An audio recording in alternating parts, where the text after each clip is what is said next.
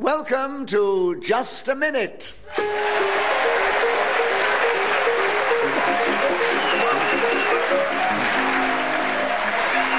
you.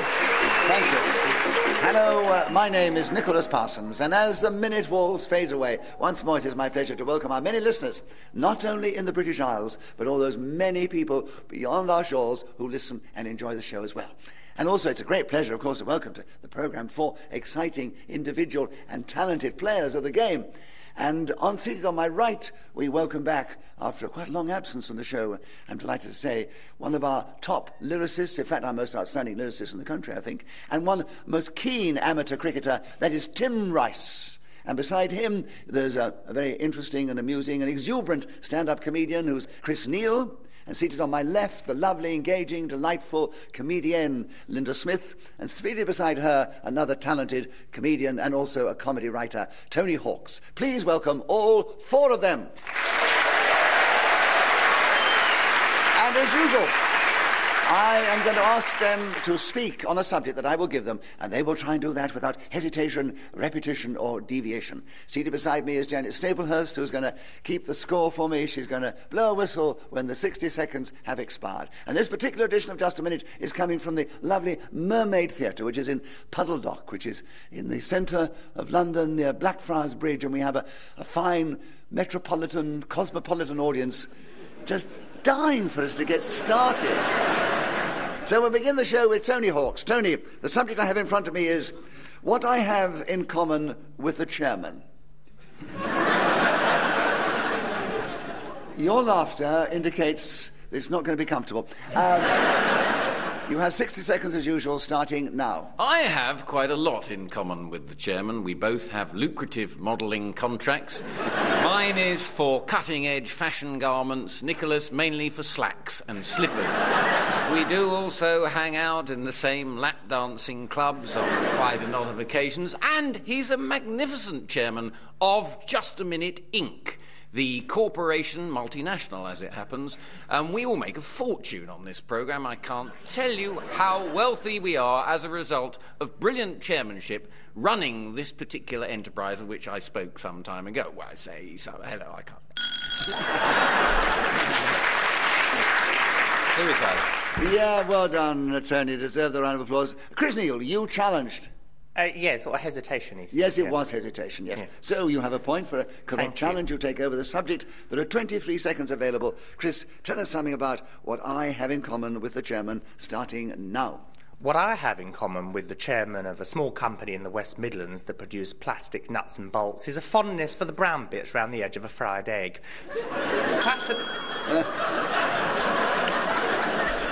Tim Rice, you challenged. Definite hesitation there. I'm not so sure. No, I don't think so, Tim.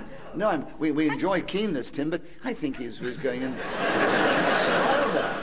Chris, yeah. I just said that was an incorrect challenge. Thank you. So you have another point. You keep the subject, and there are 13 seconds available. What I have in common with the chairman, starting now. What I have in common with the chairman of the board, as Frank Sinatra was known, is a common sobriquet, or sort of. He was known as one thing, I'm known as Old Four Eyes. Right. Tony, challenge. Repetition of known. Yes, I was known. Right. Tony, a correct challenge. A point to you, 4 seconds. What I have in common with the chairman, starting now. We love to walk hand in hand along the beach.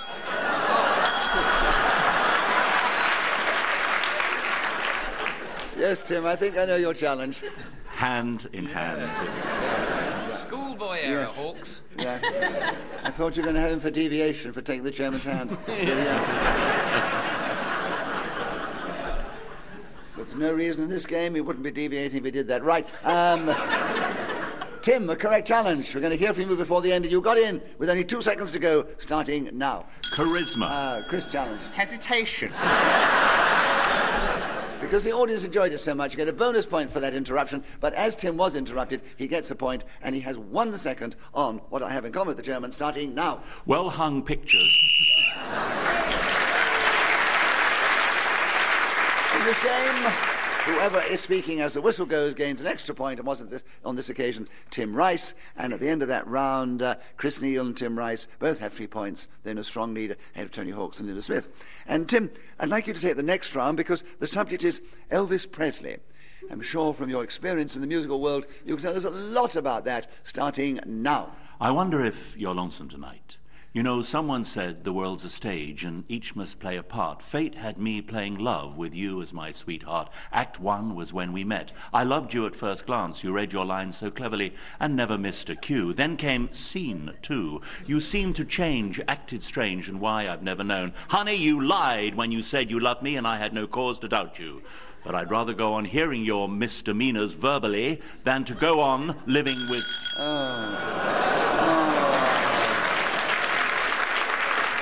Well, you've got a well-deserved round of applause because you went for 32 seconds on that. Well done, Tim. What was he talking about? I don't know. Will you tell us what you were talking about? Well, that was the most famous Elvis Presley. Perhaps you're too young to remember it, Nicholas, but... that's the talky bit in the middle of Are You Lonesome Tonight? Really? Yes. Right, so Tim, you were challenged for repetition. Tony, you had 32 seconds. Elvis Presley, starting now. What a singer that man was. I know that's a little bit of an obvious statement, but he wasn't brilliant. Tim, challenge.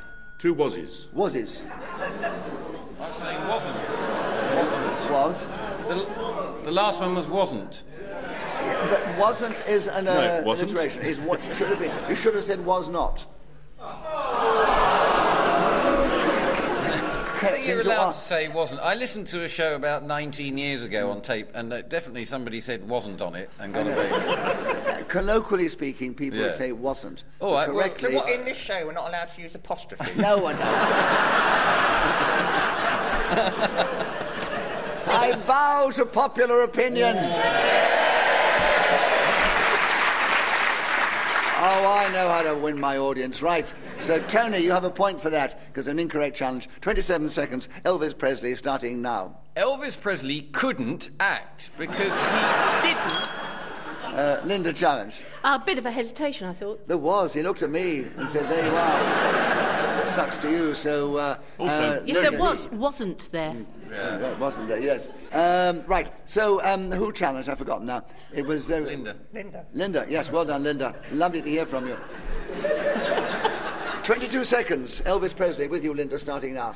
Elvis Presley has a lot in common with my Uncle John in that they both died in the toilet. My Uncle John, however... Tony, challenge. Yes, a repetition of Uncle John. Uncle John, yes. Yeah. Tony, 15 seconds. Elvis Presley starting now. For such a talented fellow, he developed a huge attraction to burgers. He would stuff them in his mouth. That's the best place to put them, I've always found. And it would inspire him to sing when he did his gigs in Las Vegas towards the end of his career, when he was wider and ever... So Tony Hawks was then speaking as the whistle went, gained that extra point for doing so, and with others in the round, he's moved forward. He's now in the lead, ahead of Tim Rice and Chris Neill, equal in second place, and then Linda and Chris Neill, your turn to begin. The subject is writing a letter of complaint. Tell us something about that subject in this game, starting now. My old dad always used to say, if a brick through the window don't work, write a letter of complaint. And he wasn't wrong. I've spent many a fine afternoon or morning at my computer, or previously in the past a typewriter. Tim, you challenge. I'm afraid that was a definite hesitation. That was hesitation, Tim, so you had the subject. You have 46 seconds. Writing a letter of complaint, starting now. I think when you write a letter of complaint, you should use the very gentle approach. Be very kind. Oh, Chris. Repetition of very. Yes, you got in first. Now 40 seconds. Writing a letter of complaint, starting now. I had an extremely long correspondence with an oven manufacturer about a fan that went wrong. Fascinating, I know. And you probably want it... Linda, challenge. He said. Oh, yes, he did, didn't he? Pretty sharp, but correct. Yes, Linda. 32 seconds. Writing a letter of complaint, starting now. Writing a letter of complaint is something I've always meant to do. In fact, on many occasions I've thought, I'm going to write a letter of complaint. The only problem is I can never be asked to actually do it. I think I'm not alone in this. Many of us get angry about things, and it occurs to... Tim, challenge. I think, again, hesitation. Yes, you're right, Tim. Was it hesitation or passion? It was a passionate hesitation. But in the rules of just a minute, the person who presses first gets the subject. 13 seconds with you now, Tim, starting. Letters of complaint never work. It is a fatal mistake even to embark upon such a distressing... Chris challenge. Deviation, they do. I got my fan repaired for free. Give Chris Neill a bonus point for that interjection. But Tim was interrupted, so he gets a point, and he still has 7 seconds, starting now. There are, of course, other ways of dealing with a problem. You can suck up to the fan manufacturer in a disgusting and possibly... So Tim Rice will then, speaking as the Whistleaway, and gain that extra point, and he's leapt forward. He's now in the lead, just ahead of Tony. Chris Neill, equal in second place, Linda in third place. And Linda, your turn to begin. The subject, double-deckers. Tell us something about those in this game, starting now. Double-deckers used to be a chocolate bar. It had an advert on television where the jingle went, double-deckers, la-dee-da, double-deckers. You couldn't believe you got away with it for a bit, did you? Yes, well, I thought she was going to repeat... I was convinced she was going to go la-dee-da twice, and I was going to get her on la or dee or da. But cleverly, she stopped. And do you know what you've got me, Tony? You've got me a bonus point. I have, yes. You can repeat the subject on the card, either if it's a phrase or any word in the phrase. So double-deckers, it is with you still, Linda, and another point. 49 seconds, starting now. Double-deckers, ning-nang-noo. Double-deckers, tum-to-dee. Tim chance. Repetition of D. Oh, yes. Actually, I'm quite pleased. I thought Tim was about to tell me that was one of his lyrics, and I owe him a few quid. So, Tim, you've got in on double-deckers, and you have 41 seconds, double-deckers with you, Tim, starting now. Any sane person, on hearing the expression double-deckers, would think of buses that run on routes like 1, 2, 3, 4, 5... Chris challenged. No, the number 2 is a single-decker.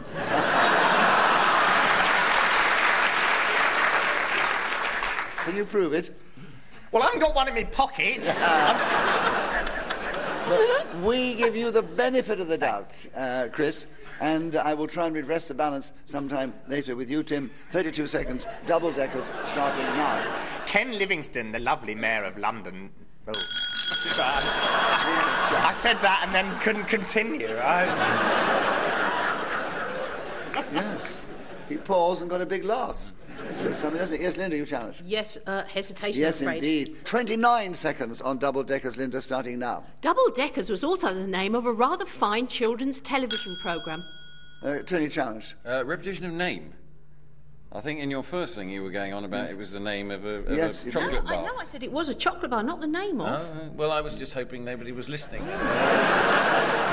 Well done, Linda. You've told them the facts. 25 seconds on double-deckers with you, Linda, starting now. Brains, Donut, Tiger and Sticks were popular characters in that entertainment feast that I mentioned before, in a way that was unrepetitious, unlike the interjection from my colleague here, Tony, who appeared to mishear. However, it was a wonderful show with musical adventures of these young people on a double-decker bus. It was all presided over by Albert, the grouchy one, who was played by Melvin Hayes.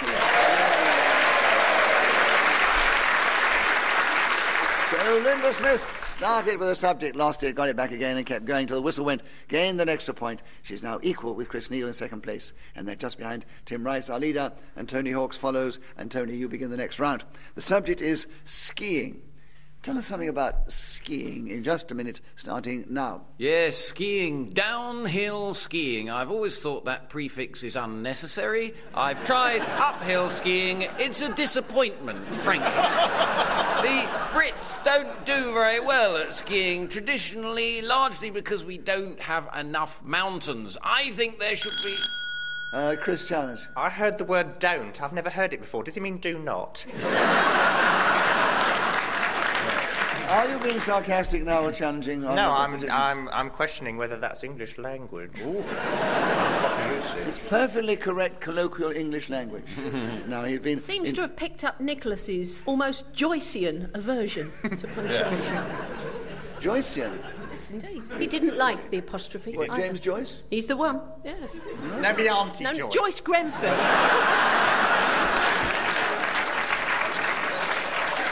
Yeah, it's funny, old girl. Didn't like apostrophes. No, She hated them. Like cats, hated apostrophes. I'm sure Joyce Grenfell never used an apostrophe. Anyway, it doesn't matter.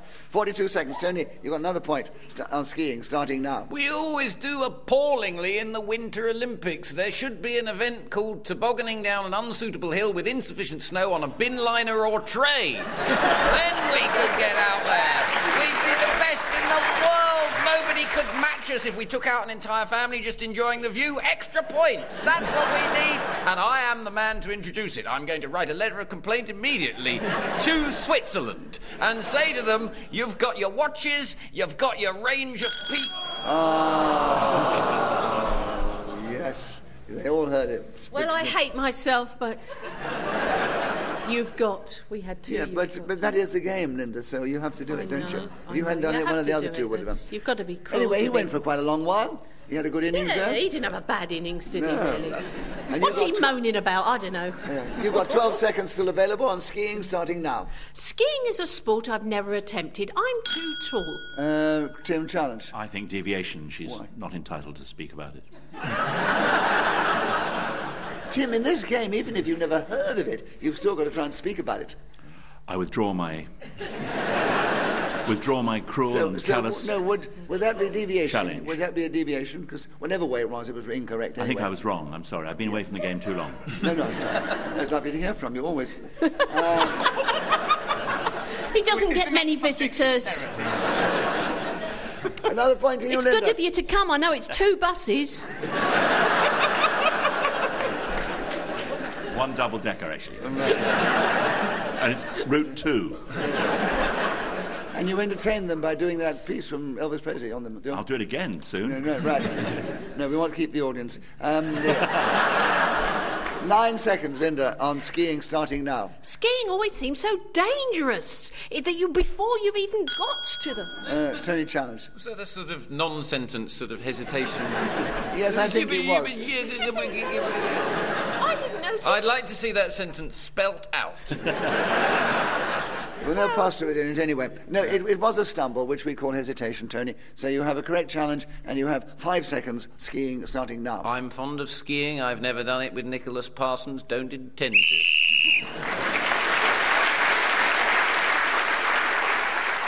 Well, Tony got some points then, including one for speaking as a whistle. It's a very even game if you're interested in the point situation. They're all almost equal in first place. 1 point separates them all. Well, 1 point separates them in descending order. Tony Hawkes, Tim Rice, Linda Smith, and Chris Neill.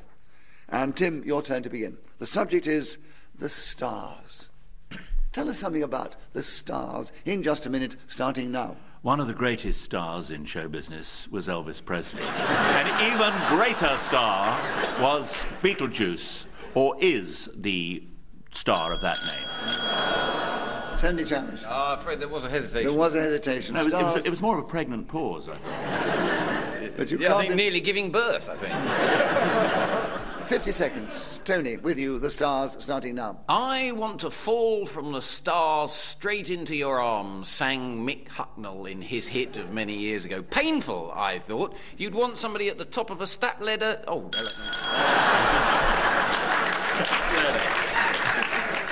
Right, yes, I know what you're going to say, Linda. You have the subject, you have 38 seconds. Oh. The stars, with you, starting now. The stars are studied by Patrick Moore on his excellent programme, The Sky at Night. I love that man. He looks like a badly upholstered armchair wearing a monocle. And on he goes in that exciting way of his. It's now a fashion for people to have stars named after them.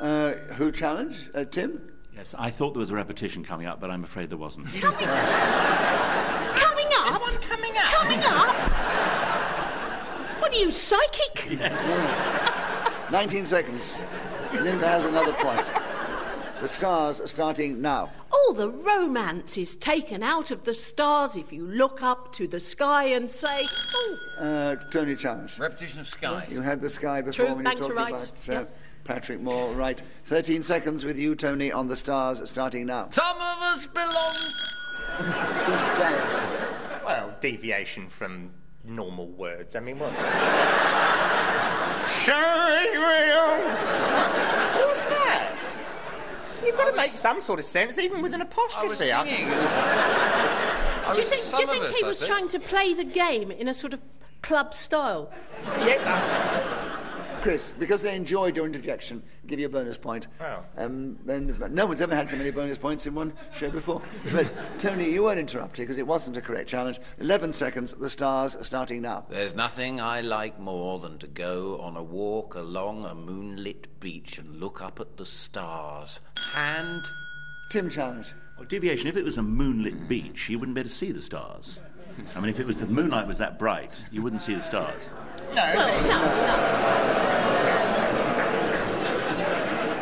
If it was a cloudy night, you wouldn't see the stars. Yeah, but it wasn't. It was a moonlit night. You'd see a smattering. Yeah, you'd would see a few smattering, stars. to be honest. And I mean, it wouldn't be. You're right. It wouldn't be spectacular. No, It could even be disappointing. I was going to go on to express how disappointing it was.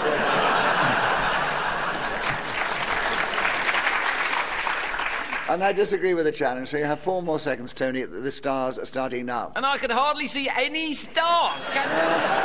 Tim challenge. C. You said There C you before. see, yes, before. Well done. Tim, hooray! You've got in. 2 seconds to go. The stars starting now. Barry Manilow is... I've just had a message that we're moving into the last round.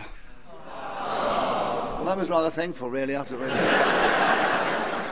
But thank you for your reaction to that. I'll give you the situation point-wise as we move into the last round, because it's all very close. Chris Neill is only just in 4th place, a little way behind Linda Smith, who's 1 point behind Tony Hawkes, who's 1 point behind Tim Wrights, in that order, so all to play for, even with you, Chris. And the subject is... power cuts. Linda, it's your turn to begin, and you start now. Power cuts. I remember power cuts from my childhood. When the lights would go out in the evening, it was all down to that portly Matelot Edward Heath. At the time, the Prime Minister of this fair land. We would sit around candles. Goodness me, I think now, wasn't the past a load of rubbish? Apart from that... Tim challenge. This is... I mean, there wasn't really any structure to that last sentence. It was... just slowly dying, and I thought I'd put it out of its misery. Yeah. I mean, it was deviation, really. Drivel is the word I'm looking for. I think if we're going to buzz for drivel, we won't get very far in this show, will we? I think it's true. You've got it, keep going. However, I appreciate your notes. Yeah. You won't win any points poetically for wasn't the past a load of rubbish. But I suppose it's within the rules. As long as you keep going, even if you're boring or uninteresting, and... That's why a lot of us keep getting asked back. I thought it was absolutely carrying. I wonder what... Some of us have based a career around that. Incorrect challenge, Tim. Linda, you still have the subject, power cuts, and there are 39 seconds starting now. It was miserable indeed in the gloom of power cuts. The gloaming settled around us in the most alarming way. Chris challenge. Deviation. She's making too much sense. It's too good for words, and I'd like to hear more. It was very dramatic. You've interrupted her, and she wasn't hesitating, deviating, or pausing. There are 30 seconds. Power cuts with you, Linda, starting now. Power cuts happen these days. Often small power cuts occur in my district when the fridge and the freezer go off for a little while. It's almost as if the national grid is having a little stroke. And Chris challenge. Was there a repetition of little? Yes. oh yeah, Yes. probably was. Yeah. Well done, Chris. You've got 18 seconds. Tell us something about power cuts starting now. I'm glad I've got this subject. I've got an enormous amount to say on it. Power cuts...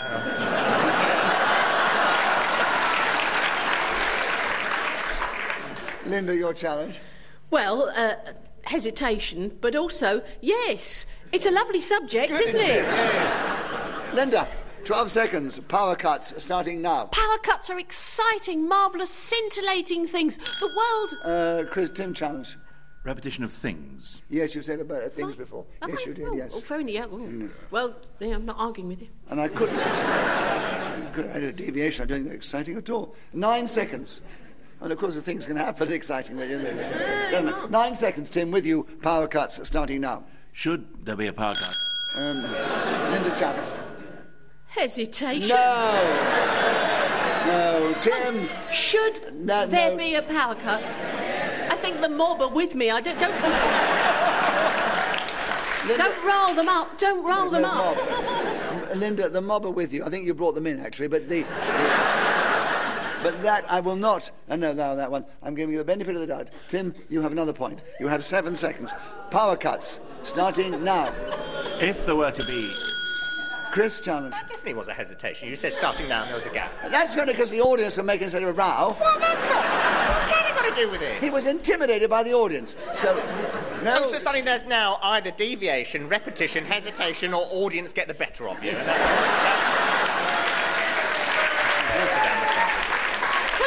I'll tell you what, Nicholas, why don't you just give me a bonus point and then we'll forget all about it? No, I don't give that as a... Let's ask Tim. Tim, Yes? do you think you hesitated between those two words? I was demonstrating what would happen if there were to be a power cut during my speech.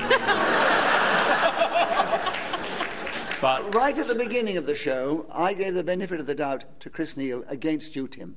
So I'm redressing the balance now and giving you the benefit of the doubt against Chris Neill. So you have 6 seconds. What a man you are. And you can bring the power cuts to a close if you want to, starting now. Power cuts are extremely annoying events, and they can change your... So we have no more time to play. Just a minute. Let me give you the final situation. Chris Neill, who hasn't played the game for a while, came back and with a tremendous flourish and a lot of words but few points. And, great contribution. Lovely to have you with us. Right. 4th place, but only a little way behind Tony Hawks, our sometimes winner. And he was... Great situation there in 2nd place. Only 2 points behind Linda Smith. Wonderful contribution from Linda, as always. But out in the lead, surprisingly, but magnificently, with 20 points, the Elvis Presley lookalike, Tim Rice. We do hope you've enjoyed this edition of Just a Minute. It only remains to say thank you to these 4 delightful players of the game. Tim Rice, Chris Neill, Linda Smith and Tony Hawks. I think Janet Staplehurst has helped me with the score. She's blown her whistle with such charm every time the 60 seconds disappeared. We thank our producer, Claire Jones. We are indebted to Ian Messiter, who created this delightful game. And we are very indebted to this vociferous audience here in the Mermaid Theatre in London, who've cheered us on our way. From our audience here, from me, Nicholas Parsons, and the panel, goodbye. Tune in the next time we play Just a Minute.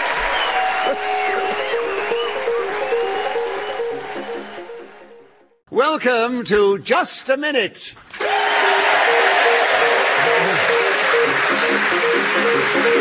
you. Hello. My name is Nicholas Parsons, and as the minute waltz fades away once more, it is my huge pleasure to welcome our many listeners, our thousands, our millions of listeners actually, because it's not only in this country, but we do go throughout the world. But also a huge pleasure to welcome to the show 4 wonderful, exciting, delightful, talented, exuberant, and somewhat dysfunctional sometimes, players of the game, who are going to once more to pit their wits, their verbal ingenuity, their humorous ingenuity against each other as they try and speak on the subject that I give them, and also try and do that without hesitation, repetition, or deviating from the subject. And those 4 delightful people are, sitting on my right, Paul Merton and Clement Freud, and sitting on my left, Graham Norton and Linda Smith. Please welcome all 4 of them. And beside me sits Janet Staplehurst. She's going to help me keep the score. She's going to blow a whistle when the 60 seconds is up. And this particular edition of Just a Minute is coming from the Yvonne Arnaud Theatre in that delightful town of Guildford. And for those who are interested in memorabilia, the Yvonne Arnaud, one of the most brilliant actresses on our stage in the past, was one of the regular panellists on a forerunner of this show, which was called 1 Minute Please. And from that was spun Just a Minute. I thought you might be interested in that before we go on. It's left you absolutely cold. You couldn't care less. So let's get on with Just a Minute, which is much funnier than 1 minute, please. And we begin the show with Clement Freud. Clement, the subject is answering back. 60 seconds as usual, starting now. Shan't.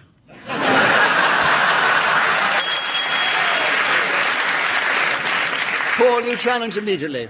Well, not immediately. Wait, hesitation. I think you're correct, actually. What we do there, because we enjoyed Clement's response, it was very clever and very sharp, we give him a bonus point for that. Yes. So we start off with one bonus point, but Paul's challenge was correct, so he gets a point for a correct challenge, and he takes over the subject of answering back, and there are 57 seconds starting now. Answering back is generally a good thing because we must challenge authority. If you take this programme, for example, Nicholas is a superb chairman who occasionally makes a mistake in his judgment. It hardly ever happens. I think the last one was about 4 minutes ago. And it's extraordinary how he manages to stand in front of the audience as the show begins and announce himself in stentorian tones, and they stand back aghast. They daren't answer him back. Linda, challenge. 2 stands. Yes? Linda Ears Smith. Wow. Oh. Linda, a correct And also I get a little frisson when they go, ooh. Oh, dear, that sets you alight, does it? Certainly does. I must try that afterwards in the wings. Not on a first date, Nicholas. Correct challenge, 30 seconds available. Answering back, starting now. Answering back is something that you're told not to do when you're a child. You'll be asked a question, what do you think you're doing? You try to answer this inquiry and immediately get shouted at. Someone will say, don't answer back. Well, what a ridiculous thing to do. How are you supposed to respond? With silence? I suppose that will be called dumb insolence, wouldn't it? You just can't win. Paul, challenge. Repetition of you. The word. Yeah. You did come in. It was like a festival of you, wasn't it? It was like a competition to see how many times I could say the word you. Yeah, well, and I'm just glad someone's had the guts to stop me.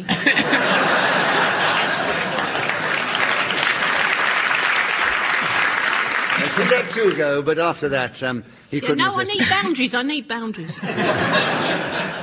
Paul, another correct challenge, and 4 seconds available. Tell us something about answering back, starting now. Supposing Adolf Hitler hadn't been stood up to, because in this country we made sure. In this game, whoever is speaking when the whistle goes gains an extra point. On this occasion it was Paul Merton, who now has a strong lead at the end of the round.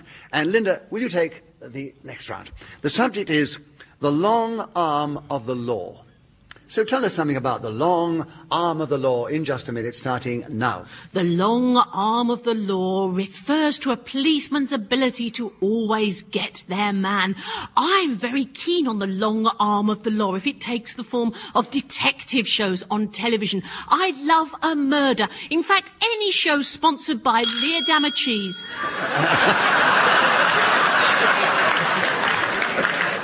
Graham, you pressed your buzzer first.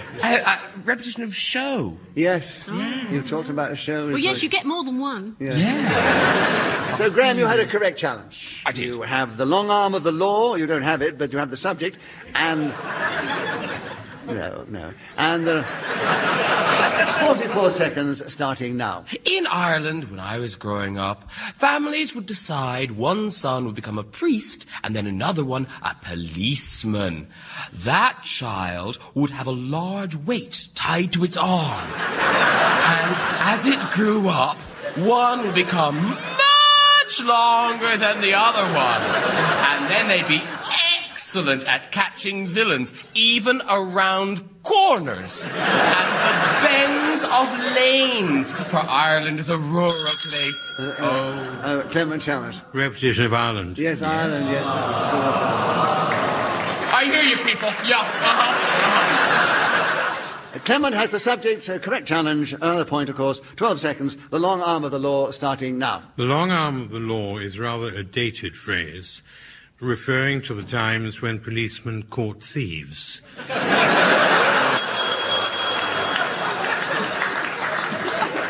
Paul challenge. There was a hesitation there. There was, yes, he made his point. So, he paused because the audience applauded. So I will be very generous on this occasion and say that give Clement a bonus point because they did enjoy the point he made. But Paul... In a rally sort of way. Yes. Paul had a correct challenge, so he gets a point for that. Vote now! Paul, a correct challenge. 4 seconds, the long arm of the law, starting now. In 1963, Peter Sellers made a marvellously comic film written by...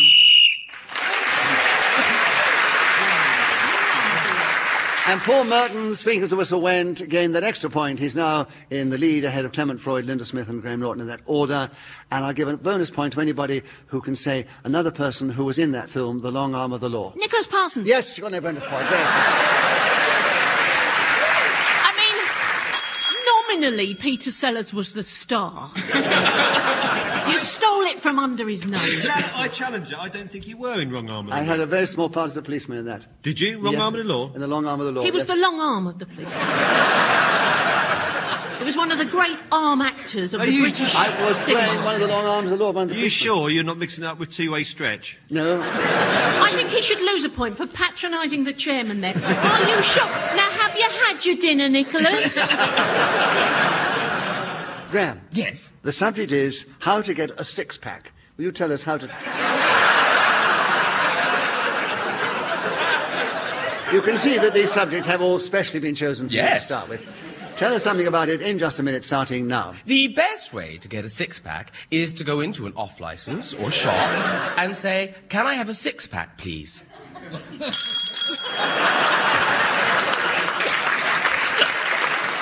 And Paul challenged.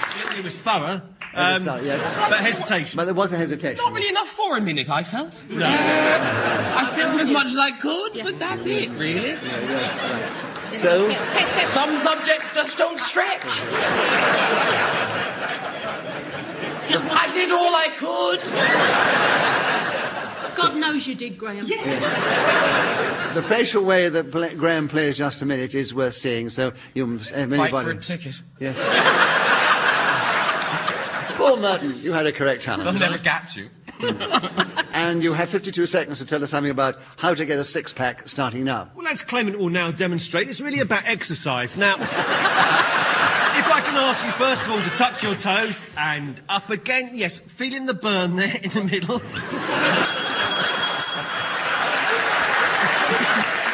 Clement, you challenged. Hesitation. Yes, indeed. You wasn't doing the exercises, Nicholas. But it's not very good on radio, actually. Oh, okay. All that visual stuff.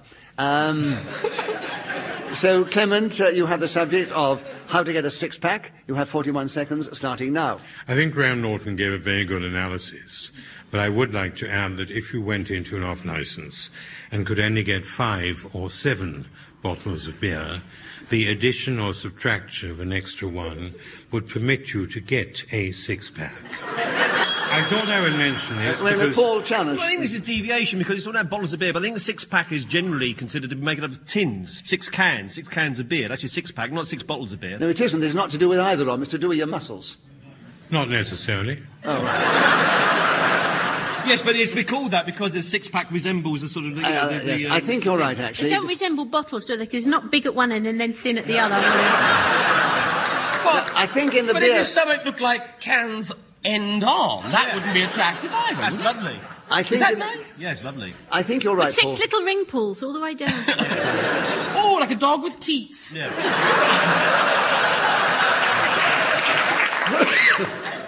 Paul, I do think in the realm of beer, you are correct. Yeah. And not to do with bottles, it's tins. Yeah. And so, if there's any benefit of the doubt, you certainly have it. No, that's and you have 24 seconds on how to get a six-pack starting now. I've never really been one to pursue the body beautiful, as you can tell by looking at me now. I've let nature take its... Graham, Clement challenged. 2 eyes. Oh. You haven't won any friends with that challenge. Just a minute, ninja. I wasn't doing this for popularity.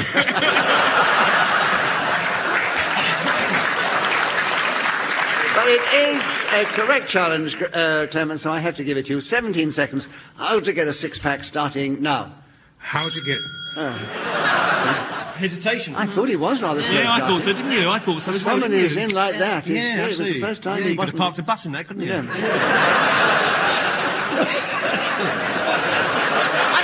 I made myself a ham sandwich in the middle of that. Made myself a ham sandwich. Well, I thought Harold Pinter was playing the game, Yeah, exactly. Do you know, for a minute I thought I'd gone deaf. Do you know that? Paul, yes, you have a correct challenge. 16 seconds on how to get a six-pack, starting now. That used to be my hat size. So you go into the off-licence, you say, I'll have 1 tin of Guinness, and you have a think about it, and you think, yes, I will have another... Linda, challenge. Repetition of you. Yes, you go into a nice license and you say yes. You. Yes, but let's resist the I's and the U's from now on. Yeah, back Right. off. Well, Linda. it's back off. two more letters than Clement's word, wasn't it? Yes, Fine. it was. Right, but you got it correctly. Oh, I did. Right. And therefore you have a point, and you have 8 seconds. How to get a six-pack, starting now. How to get a six-pack couldn't be... Graham, Deviation. why? Actually, not on the subject. She was talking about how to get a six-pack. Well, we're Europeans now. And I think a six-pack is quite acceptable. I think we call that stumble a hesitation. Yeah, it was a hesitation as well. Yeah, you're right. So, Graham, you have the subject. 6 seconds. How to get a six-pack, starting now. Here in Guildford, you stride into the shop and say, a six-pack of potpourri, please. Paul... Sorry. We did have shop before. I know at the very beginning you said you went... Off licence or shop? And Oh, you're quite right. right. No, store. Didn't I say store? No. Did I say supermarket? Off licence or shop? It was shoppy with an E. Yeah. In Guildford. Shoppy with That's how you spell it here. Yeah. Oh, yeah. The rest of the country, the shop. Here, ye olde shoppy. Yeah. Ye olde... I just pronounced it shop Yeah. for listeners abroad. Yes. That's right, ye olde tenants extra. No, but, sorry, Graham, I do have to listen, and you did say shop. I'm so sorry. I've got to listen. It's my job. They pay me. I must hear it. Yeah, so I have to interpret as well. So, Paul, a correct challenge. 2 seconds. How to get a six-pack, starting now. Sylvester Stallone for the movie. Linda, challenged. Who's Sylvester Stallone?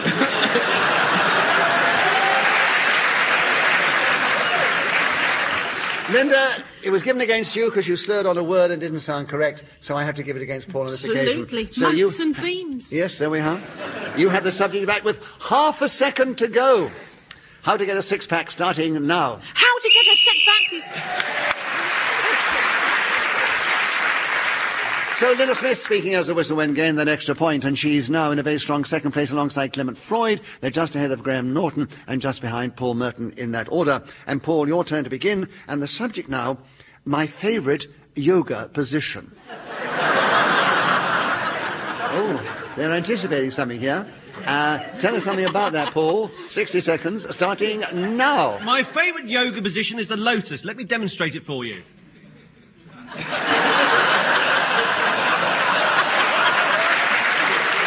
Yes, that's right. I actually have my left leg behind my ear. And if you notice now, Clement's doing exactly the same. Over to you. Yes, notice his pelt. Clement has challenged. I was doing as I was bid. Over to you, and I buzzed. Now, over to you. He said over to you. Yes, and you buzzed. So what is your challenge within the rules of just a minute? Lack of disobedience. That is not one of the rules. Anybody could have had him for hesitation, but nobody did. No, nobody did. Isn't that funny? Yeah, Linda, it's too late. Hesitation. Too late. So, Paul, I must explain to the listeners, he was demonstrating during that long pause. The sound hadn't disappeared. BBC do keep their sound going all the time. Yeah. And, Due to the unique way it's funded. Yes.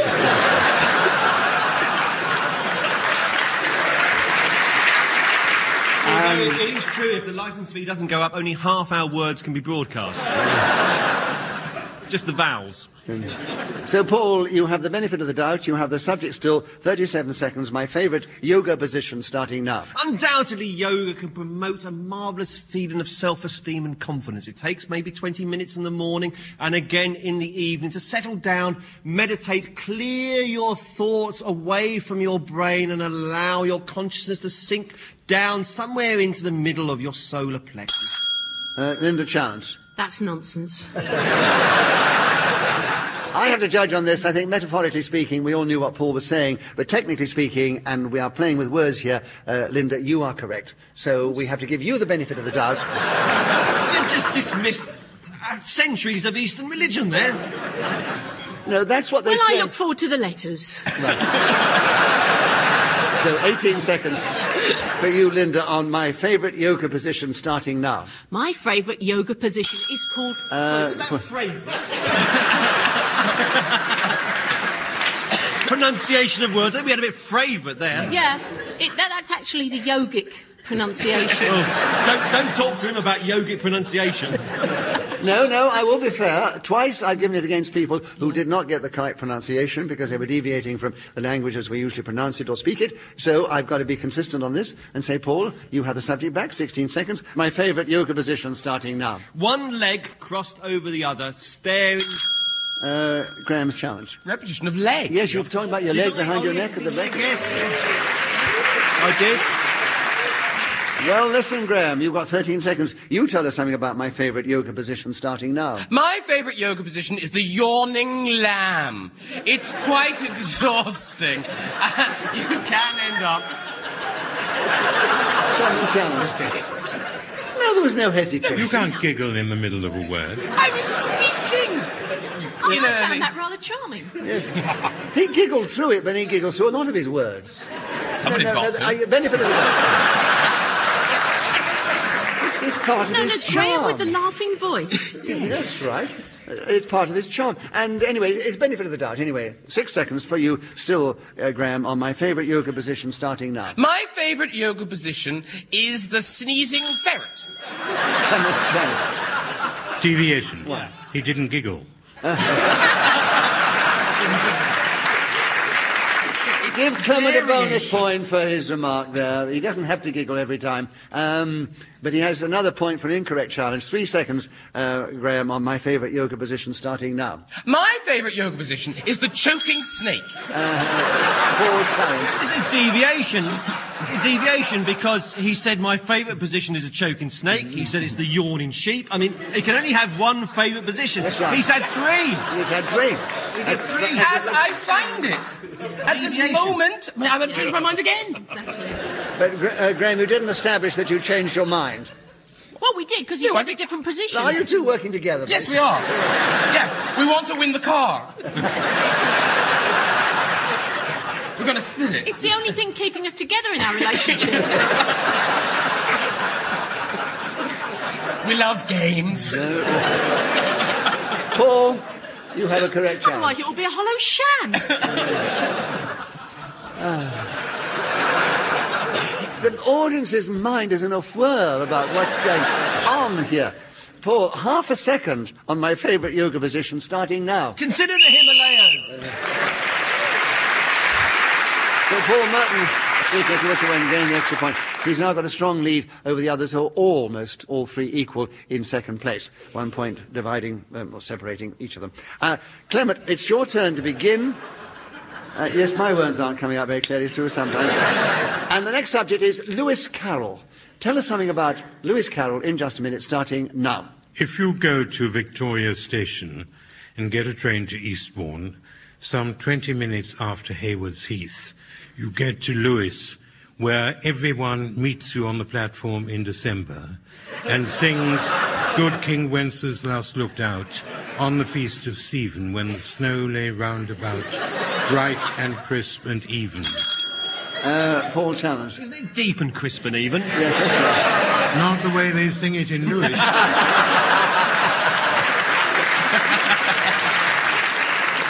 I think in an intelligent town like Lewis, they would get the words correct. So I have to say, Paul, You have a correct challenge. 37 seconds on Lewis Carroll, starting now. Deep and crisp and even. Sounds a bit like a pizza. Lutes a cow. Lutes who? Linda challenge. Deviation. Yes, deviation from English as we understand it. And Linda, 33 seconds for you on Lewis Carroll, starting now. Lewis Carroll, while undoubtedly a fine writer, also had a strange affiliation with young girls, which these days would probably have him... Oh, Clement challenge. I thought they were boys. That's J.M. Barrie. Well,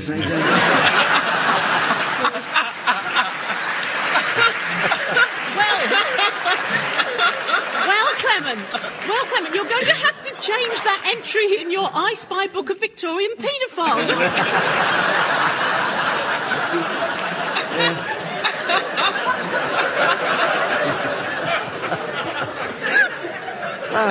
I should explain to our listeners all No, please don't. In the name of God, don't. You have 25 seconds, Linda, on Lewis Carroll, starting now. Lewis Carroll, as I implied before, would probably have to report to a police station once a week these days, and probably will be... probably. Probably. Repetition of probably. Yeah, do you think? Yes. Sure. 18 seconds, Paul, on Lewis Carroll, starting now. Alice in Wonderland is one of those timeless books that's been adapted many times by the cinema. Linda challenge. Oh, no, wrong. Give him a point. What do you think he said? Because he said time and times, and I thought it was I know. time. He does that sometimes. Yeah, he does that. Clever. He's very devious. He's played the game. No, he's not. He just plays the game in a very clever way. Paul, another challenge. It wasn't another challenge, but another point. 13 seconds. Lewis Carroll, starting now. Jonathan Miller adapted it for television in the 1960s. I believe Peter Sellers played a wonderful part as the March Hare. And of course it's a production that screams out for character actors. Who can forget Nicholas Parsons as a Cheshire Cat?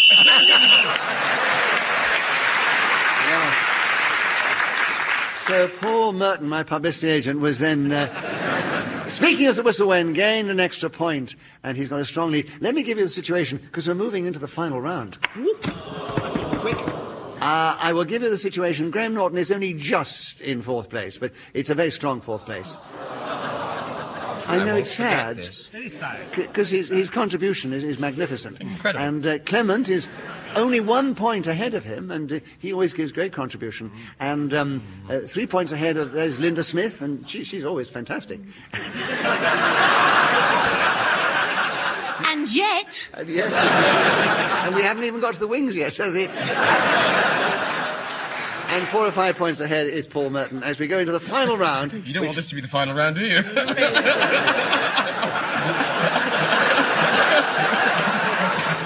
You're going to play the game of your life in this round. I think that was a bad comment of my experience, Graham. But anyway, sorry. I'm here to take them. Linda, the subject is a wolf. Oh, my God. Isn't they come up, these subjects? A wolf in sheep's clothing. This is not design. These come up accidentally. That's the subject, Linda, and you have 60 seconds as usual, starting now. A wolf in sheep's clothing. A wolf in sheep's clothing has probably ended up that way because they went shopping with a friend who said, yes, it looks lovely on you. No, it doesn't make you look fat and woolly at all.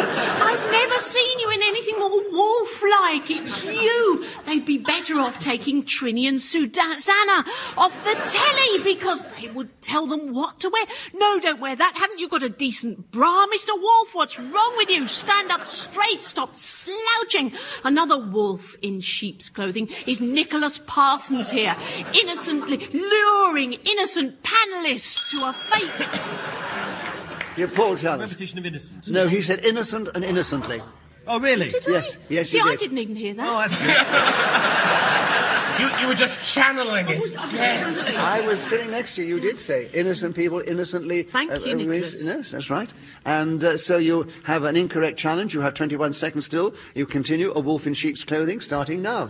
But Nicholas's gallantry there. Clement challenge. Repetition of Nicholas. Yes, you can't repeat me, I'm afraid. I know. Such a sad, isn't shame. it? I know. So, Paul, Clement, you had a correct challenge then. 19 seconds available. A wolf in sheep's clothing, starting now. I know so little about animals that I'm not at all sure whether I could tell a sheep in wolf's clothing from a wolf in sheep's clothing. As a consequence, I'd very much like someone to buzz me. Thank you. You buzzed. I did. Yes. Thank you. And what's your challenge? That he wanted me to. Well, that's so we call it we were leading up to a hesitation. hesitation. Yes, compassion. Give Clement for his witty comment a bonus point. And Graham has the subject, a point for correct challenge, Graham. A wolf in sheep's clothing, 7 seconds available, starting now. It is one of my clearest memories, standing behind the school in Bandon, County Cork. The moon was high in the sky. It was a slight...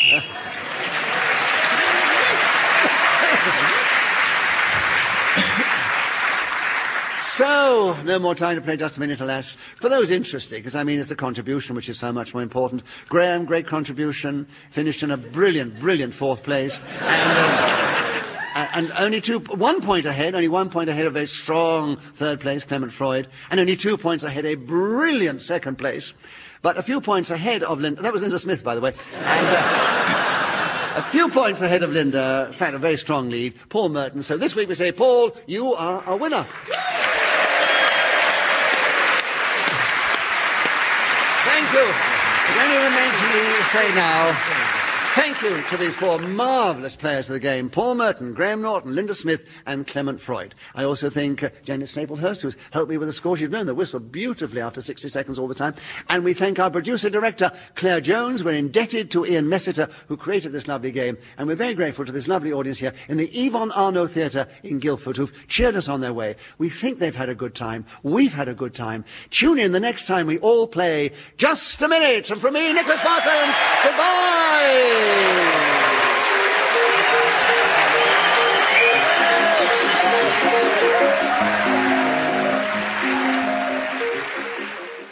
Welcome to Just a Minute.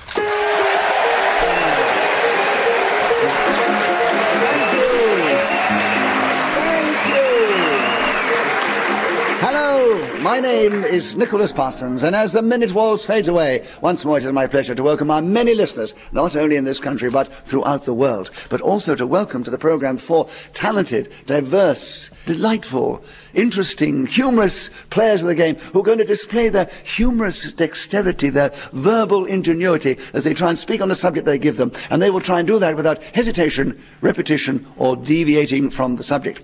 And they are, seated on my right, Tim Rice and Chris Neill, and seated on my left, Linda Smith and Tony Hawkes. Will you please welcome all 4 of them? And as I said, they're going to try and speak without hesitation, repetition or deviation. Beside me sits Janet Staplehurst. She's going to help me with a score. She's going to blow a whistle when the 60 seconds have elapsed. And this particular edition of Just a Minute is coming from the delightful Mermaid Theatre, which is in Puddle Dock near Blackfriars Bridge, near the centre of London. And we have a delightful cosmopolitan audience who are just dying for the show to start. Anyway, we're going to start the show with Linda Smith. Linda, the subject I have in front of me is how to attract someone's attention. Can you tell us something about that subject in this game, starting now? How to attract someone's attention? Well, the best way to attract someone's attention depends on your situation. For example, if you are an audience for Just a Minute, the best way to attract Nicholas Parsons' attention is to moan and murmur and howl. Tim, challenged. Murmur, mur. Oh, Tim. So you're suggesting repetition within the actual word? That is getting a little bit pedantic, if you don't mind me saying so. No, I mean, murmur is a word, so she wasn't repeating the word. You might want to use it in a song one day. Linda, that was an incorrect challenge. So you have a point for that. You keep the subject. There are 44 seconds available. How to attract someone's attention, starting now. How to attract someone's attention. If you're in a restaurant and you're trying to attract the attention of the waiter, you often need to go to quite extreme lengths. For example, you need to stand on the table, stick your cutlery in your ears, wave a napkin about and say, "Oi, you in the penguin suit! We've been here half an hour. Can we at least have a menu?" Sometimes even this doesn't work, and you have to actually walk physically into the kitchen, grab the offending person by the throat and say, "Are you ever going to notice us?" What? Chris, challenge. Sorry, it's just a question. Do you enjoy going out? Is it? To be honest, Chris, I'm barred from most places. Chris, the audience enjoyed what you said in the interruption, so I give you a bonus point for that. Linda, you get a point because you were interrupted. You have 10 seconds still available to tell us something about how to attract someone's attention, starting now. How to attract someone's attention isn't difficult if you're Chris Neill. You just wave your bonus points. Tim, challenge. Repetition of wave. Yes, that's right. You were waving before. Yeah, a lot of waving. So, Tim? But in fact, drowning, as it turns out. Tim, you've got a great challenge. You have a point for that, and the take over the subject. 5 seconds. How to attract someone's attention, starting now. Get your kit off and run up the aisles starkers. This will always attract people.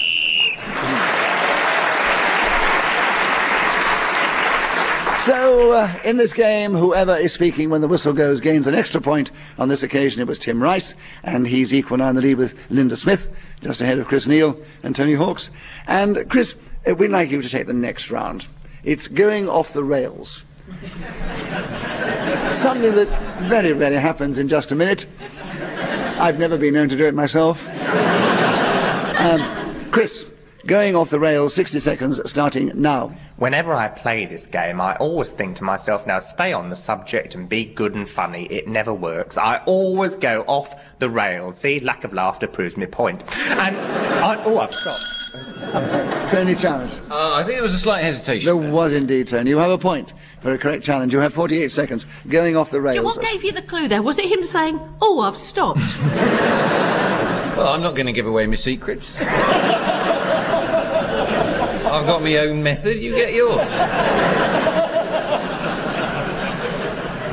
It's competitive, this.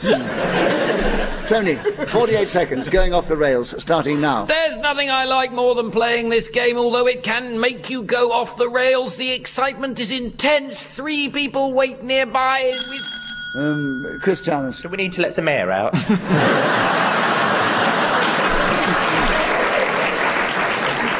So what is your challenge with the rules? I'm sorry, I'm just on this bonus point thing. I know I'm never going to get any legitimate points, so I'm just sort of saying give him slightly his stupid bonus things. point. Thank you. Tony, you were I interrupted. cashed him in for tin peaches. I can't give you 2. 40 seconds, Tony, another point to you. Going off the rails, starting now. We live in a competitive world. There are a lot of stress out there for people to deal with. Not everyone. Crittenden challenged.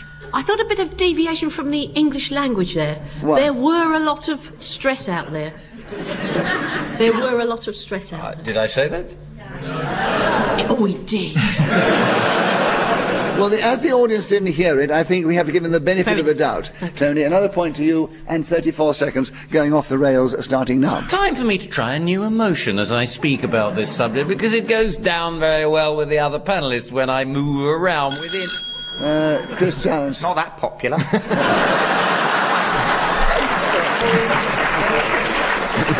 I think you've evolved a new way of playing the game. Come in with the... He just stands on the sidelines and heckles. He heckles his way into the lead. All right, another one to Chris. 26 seconds with you, Tony, now. Going off the rails, starting now. I was trying to balance on a railway line not that long ago, last Tuesday, in fact, and I kept slipping off to the left-hand side. Very disappointing. The wind was coming from the other direction. Foolish, but I was overcompensating by a big duffel coat. Linda challenged.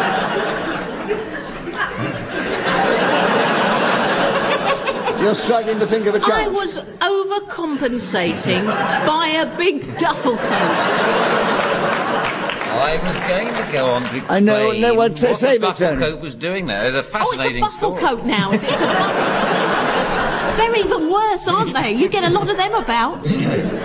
I'm Anyway, sorry, this is sheer surrealism. I was by a duffel...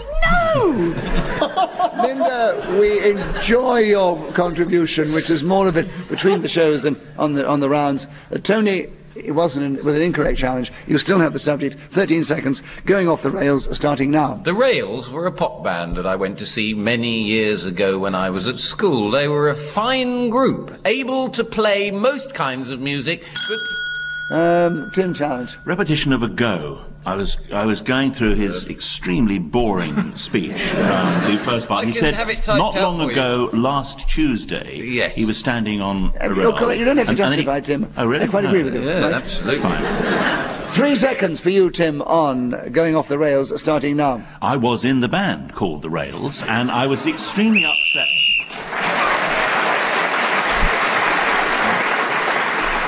Tim Rice was then speaking as the whistle went, gained that all-important extra point, and he's now equal in the lead with Tony Hawks, and they're both 1 point ahead of Linda Smith and Chris Neill, who are equal in second place. It's very even, and Tim, your turn to begin. The subject, Achilles. Tell us something about that interesting subject, starting now. I always thought Achilles was a big hunk of a man until I saw the film Troy, in which some cove called Brad Pitt pounced around for 2 hours and 15 minutes in a skirt and frankly lost virtually every fight he had. He was a nasty piece of work. He whipped his weapon out at any opportunity and...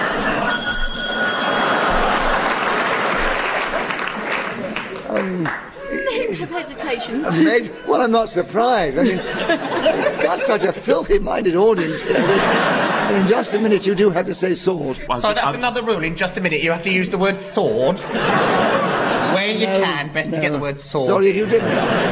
If you misunderstood the double entendre the audience were laughing at, it's unfortunate for you, Chris. I'm going to do it. It was a massive hesitation. Linda, you have the correct challenge. 42 seconds, Achilles, starting now. Of course, Achilles is famous for his heel, which tended to chafe a bit in those sandals he used to wear. This wouldn't have happened if he'd gone to Clark's and got an extra wide fitting in one of those kinds of footwear that my mum used to... Tim, challenge. A deviation of wide fitting wouldn't help the heel problem.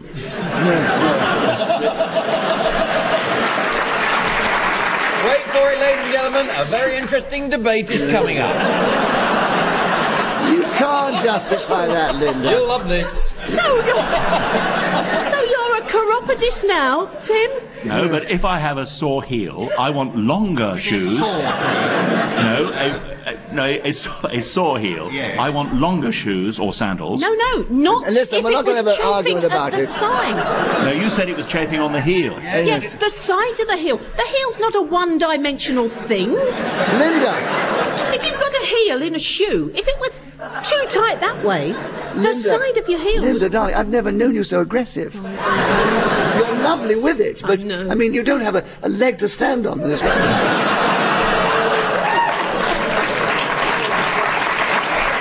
I mean, I'm not a chiropodist, but Tim's exactly right. No, a wide fine, fitting okay. he needs for Fine. You can stand by a giant duffel coat, but you can't have a You're little not a bit of chiropodist. chafing on the side of your heel, apparently.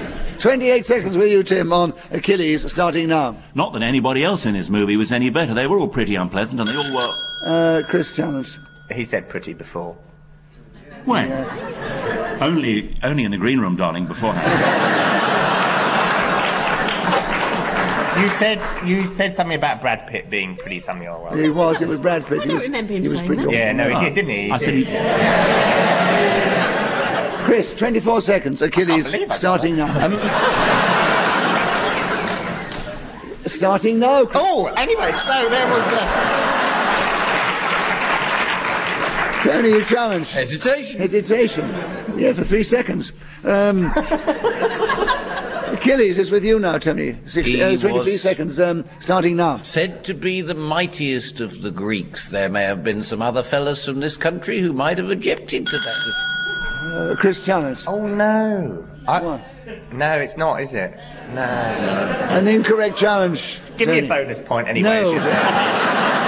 16 seconds, starting now. He did have a very bad heel, as we all know. Foolishly, he went out and bought the wrong kind of shoes to cure this illness. Advised he was by a foolish chiropodist. Tim challenge. Too foolish? Yes. Foolishly, yes, I'm foolish. Right, thank you very much. Thank you very much. Tony, you've still got the subject. 6 seconds. All right, we heard you. Tony, 6 seconds, Achilles, starting now. Just after I saw the Rails, Achilles, the band, came on. They were terrific. Tim Rice wasn't in them, and that was...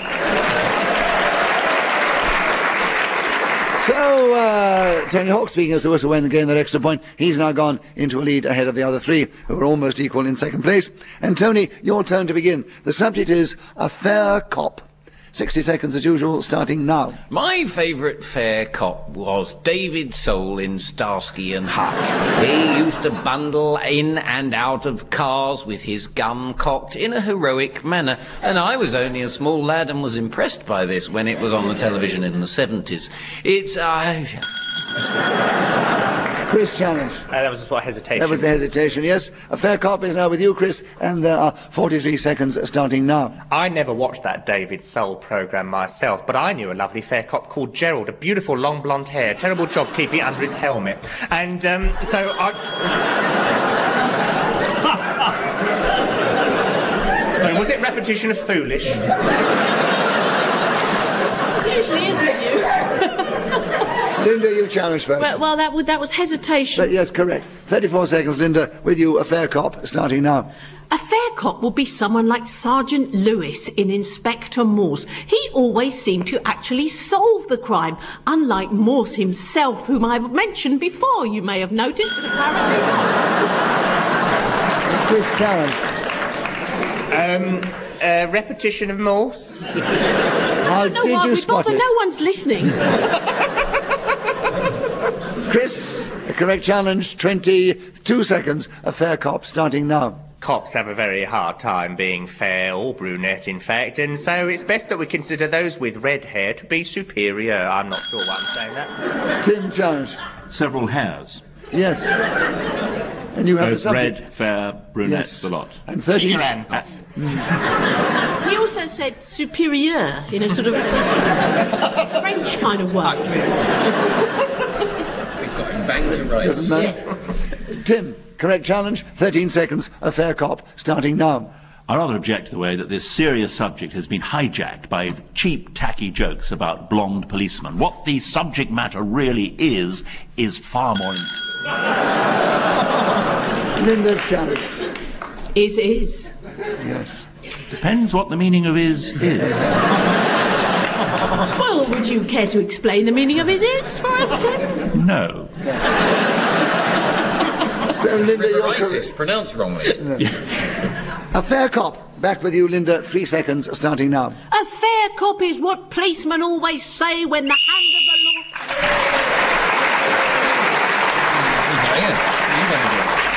Right, so Linda Smith speaking then as the whistle went, getting an extra point. She's now 1 point behind our leader, Tony Hawks, and she's 1 ahead of Chris Neill and Tim Rice, so equal in second place. And Linda, it's your turn to begin. A brilliant subject for you now, Linda. Smashing. Motorway service stations. 60 seconds as usual, starting now. Motorway service stations are always so disappointing. You get so excited at the thought... Tim challenge. 2 so's. Yes, so exciting. Oh! Very good. Oh, yes. Tough. Harsh but fair. Yes.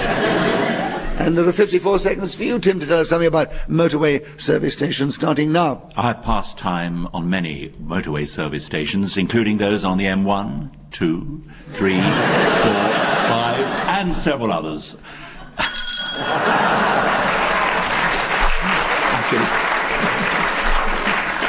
So that's what happens if you try to go off in that particular direction. Tony, you challenge first. Yes, I think a little hesitation. A little hesitation. Tony, you have the subject of motorway service stations. 44 seconds, starting now. The most irritating thing about motorway service stations is the way they serve the food under...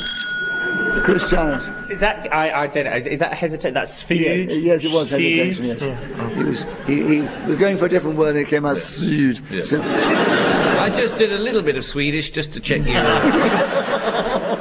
we interpret that as hesitation.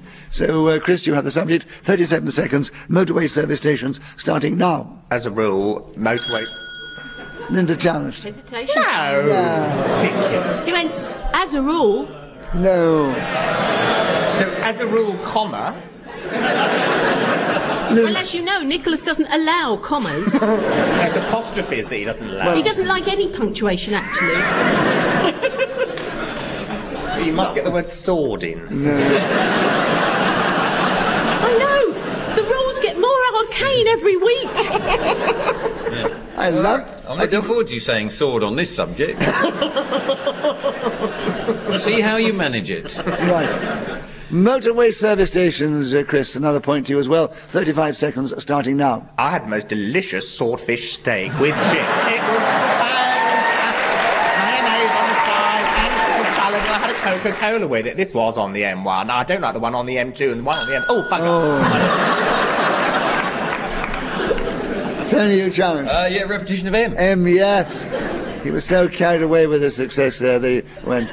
We don't know what you said during the laughter, but I'm sure it was all right, Chris. No, thanks. Another point to you, Tony. 23 seconds, motorway service stations starting now. I was approached by a man with a sword in a motorway service station who resembled Brad Pitt.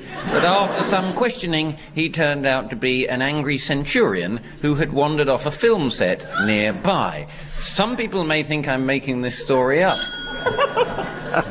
Tim. I'm convinced he is. I think this is deviation. He only had to resemble Brad Pitt, this man. He didn't have to be Brad Pitt, which makes it more plausible, I think. I think I give you the benefit of the doubt, Tony, and you have 8 seconds on motorway service stations starting now. You're going 75 miles an hour, getting a bit hungry. Shall I pull in? Maybe not. Leave it for another 20... Chris challenge. Deviation from the law, you shouldn't go above 70. Did I not mention that I was on a German motorway? 1 second on motorway service stations, Tony, starting now. Lulu sang several...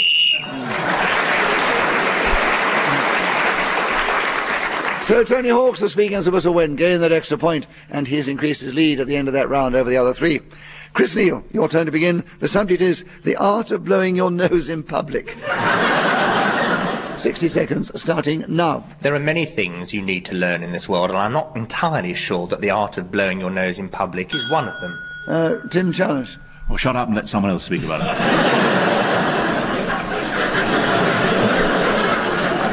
Bonus point?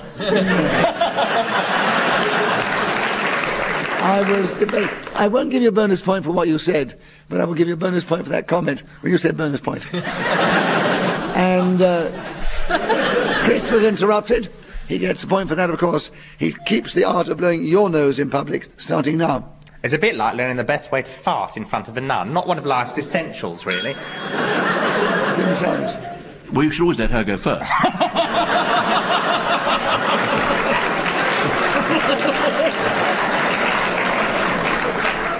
Chris has another point. He has the art of blowing your nose in public. 49 seconds starting now. If you must treat it as an art, the best thing to do is to wear your birthday suit and out of your very carefully placed pocket produce a beautifully, crisply ironed handkerchief and...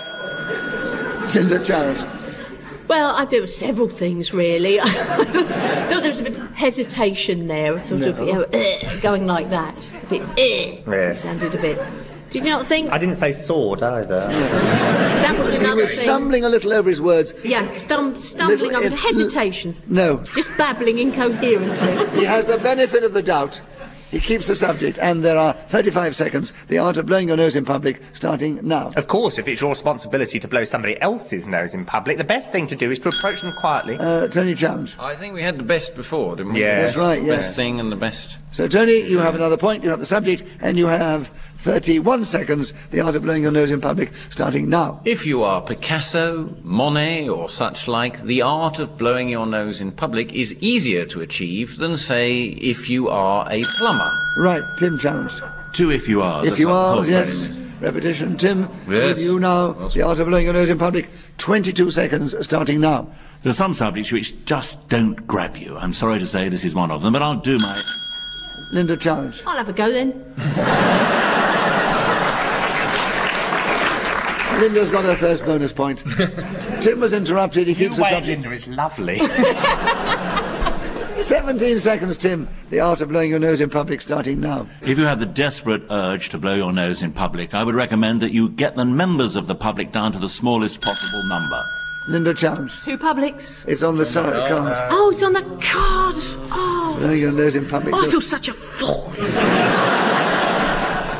So, an incorrect challenge, Tim. You've still got it. And 11 seconds, the art of blowing your nose in public, starting now. Slink into the shade of a coolabah tree where there will be very few people there to witness this disgusting action, which I cannot in any way Chris challenged. Can I just ask, what do you do if there isn't a coolabah tree present? Let's, A duffel coat's just as good.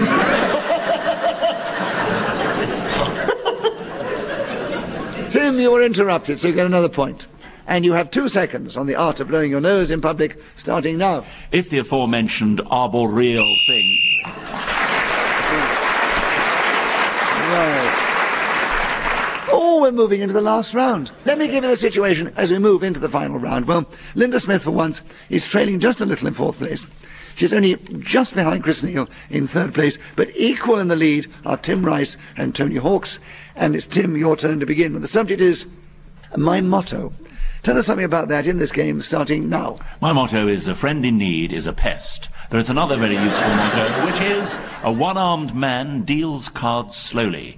These mottos have got me through my life without any cock-ups or sword problems whatsoever. I have had an extremely successful existence based round these vital proverbs. I wish somebody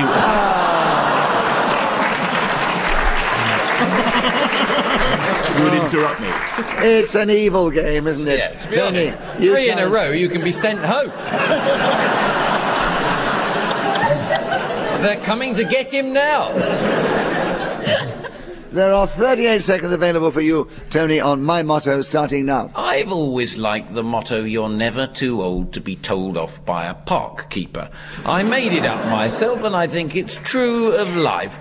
A bird in hand is definitely worth 2 in the bush, so the expression goes without that middle word in there that I... Chris Jones. We had Swedish before with Ford, and now we've got Mittel from Germany. We'll give you the benefit of the doubt, hesitation, with you, Chris, now on 17 seconds available. My motto, starting now. My motto would be, if at first you can't succeed, why not try and get a bonus point? It seems to work very, very well over... Oh, bugger. Tony, yes. Well, we've had wish, and very, very... Frankly, they need to study harder in their downtime between... I know, but the audience love it, don't they? 10 seconds are still available on my motto with you, Tony, starting now. My motto, absque labore nihil, in work, in play and life... Linda challenge. Deviation from the English language. Yes, but... Unless he's speaking in tongues, I don't know. Latin, mottos in Latin. Linda, there's nothing in the thing. You could actually do the whole round in French if you wanted to. Really? Yes. I don't think it would go over very well with most of the audience of the BBC. It'll probably go over better than Latin, I think, really. Well, he didn't go on too long, and he didn't deviate or hesitate or repeat anything. No, I know. So, it's an incorrect challenge. Tony, another point to you, and 5 seconds, my motto, starting now. C'est extraordinaire que j'ai l'opportunité de parler en français maintenant parce qu'il y a beaucoup de langues. For those of you who don't understand French, let me just tell you that Linda Smith was just in 4th place. Chris Neill was in 3rd place. He was just behind Tim Rice. But out in the lead with a magnificent 19 points was Tony Hawks. So he was the winner. That's why it's up there. We have reached the end of the show. Alas, alas, alas. It only remains for me to say thank you to these 4 intrepid and magnificent players of the game. Tony Hawks, Linda Smith, Chris Neill and Tim Rice.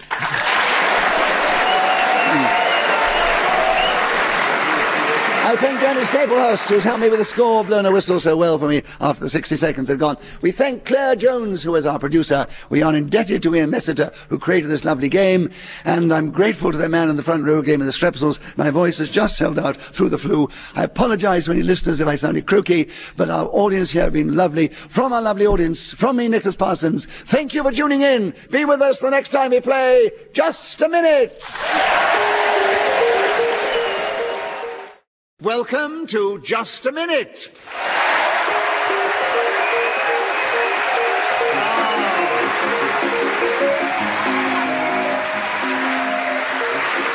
Thank Thank you. Thank you. Hello, my name is Nicholas Parsons, and as the minute waltz fades away once more, it is my huge pleasure to welcome our many listeners, not only in this country, but those throughout the world who tune in on the network, the internet, Radio 4, the World Service, Radio 7, or wherever. And we welcome also to the show 4 exciting, extraordinary, exceptional, talented players of the game, who once more are going to pick their wits, their verbal ingenuity and dexterity, their humorous inventiveness, as they speak on a subject that I give them, and they try and do that without hesitation, repetition, or deviation. And those 4 people are, seated on my right, the lovely Pam Ayres, and beside her, the amazing Clement Freud, and seated on my left, the gorgeous Julian Clary, and beside him, the delightful Tony Hawkes. Would you please welcome all 4 of them?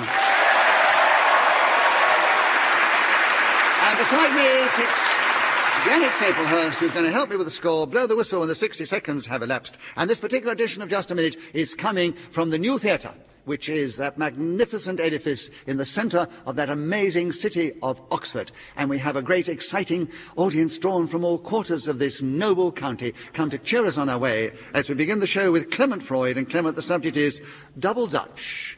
What a come down when you mention Oxford, you get a double Dutch. But that's the subject, Clement. Speak on it for 60 seconds if you can, starting now. Double Dutch tends to mean gibberish, but also an accumulation or a superfluity of people from Holland. A Dutch uncle putting into a Dutch oven a Dutch cap while outside the house the elm tree has Dutch disease. That's the sort of double Dutch which I thought you'd want to hear. Julian Jerry, you challenged. We had a hesitating We did have a hesitation there, so you have a correct challenge, Julian, and you have a point for that. You take over the subject. There are 36 seconds still available. Double Dutch is with you starting now. If you went on a weekend break to Amsterdam and you met 2 Dutchmen, took them back to your hotel, you could experience double Dutch, which is one interpretation of the phrase, which really, as we all know here present, means gobbledygook, where people are talking in a very highbrow, falutin way, or possibly, if they're intoxicated with drink or drugs, they will be talking double Dutch to you, and you will maybe nod politely, smile, and move on to the next person in the hope that they're not going to be double Dutch in the same manner as your previous conversationalist. In this game, whoever is speaking as the whistle goes gains an extra point. On this occasion was Julian Clary. In fact, he's the only one to get any points in that round, so he's naturally in the lead. And Pam Ayres, will you take the next round? Life on the ocean wave. That is the subject. Tell us something about it in just a minute, starting now. I have always hated sailing ever since a bloke called Fred invited me to have a go at it on Farmore Reservoir in his boat. I don't know what sort it was, but it was heavily varnished. Julian, you challenged. Hesitation Yeah, again. I'm afraid there was a hesitation, Pam. And they wanted to hear more about your life on the ocean wave, but Julian got in first. 44 seconds, Julian. Life on the ocean wave, starting now. Years ago, a life on the ocean waves was all the rage, and if you hung around Portsmouth, the streets were full of discharged seamen. But it's never...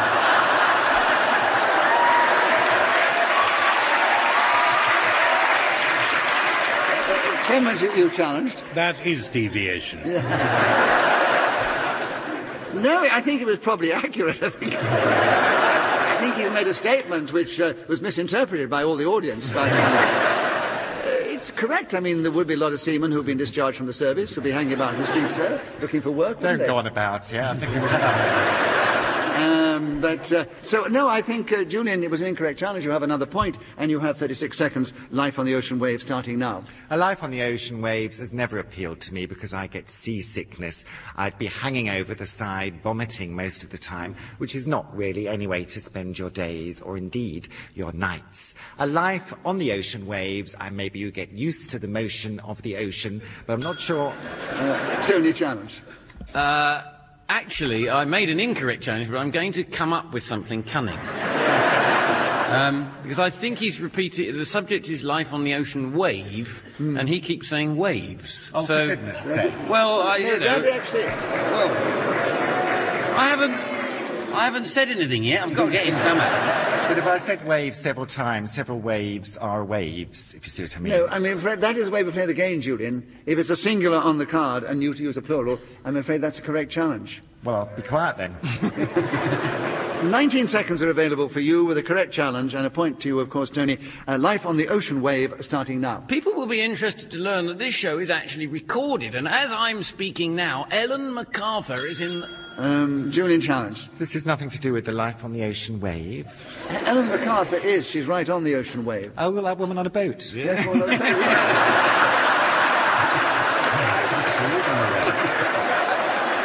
Yeah, it just about sneaks in as being about it. Yes. She wants, in fact, if she hasn't had too bad a weather at this particular time, she could be approaching Falmouth within an hour or two. How exciting. Of this recording. And so by the time the show goes out, you'll know whether she made it or not, or broke the record. I do hope so. Why, has she got home? She's got back! Wonderful! People at home in 3 weeks' time thinking you hear it there first. So, Tony... Ellen who? Ellen, an incorrect challenge that was, so you keep the subject. 13 seconds, Life on the Ocean Wave, starting now. When Mike Yarwood did his impression of Edward Heath, he always used to sing A Life on the Ocean Wave and move his shoulders up and down in an extraordinarily amusing manner. Julian challenge. I think he used to sing A Life on the Ocean Waves.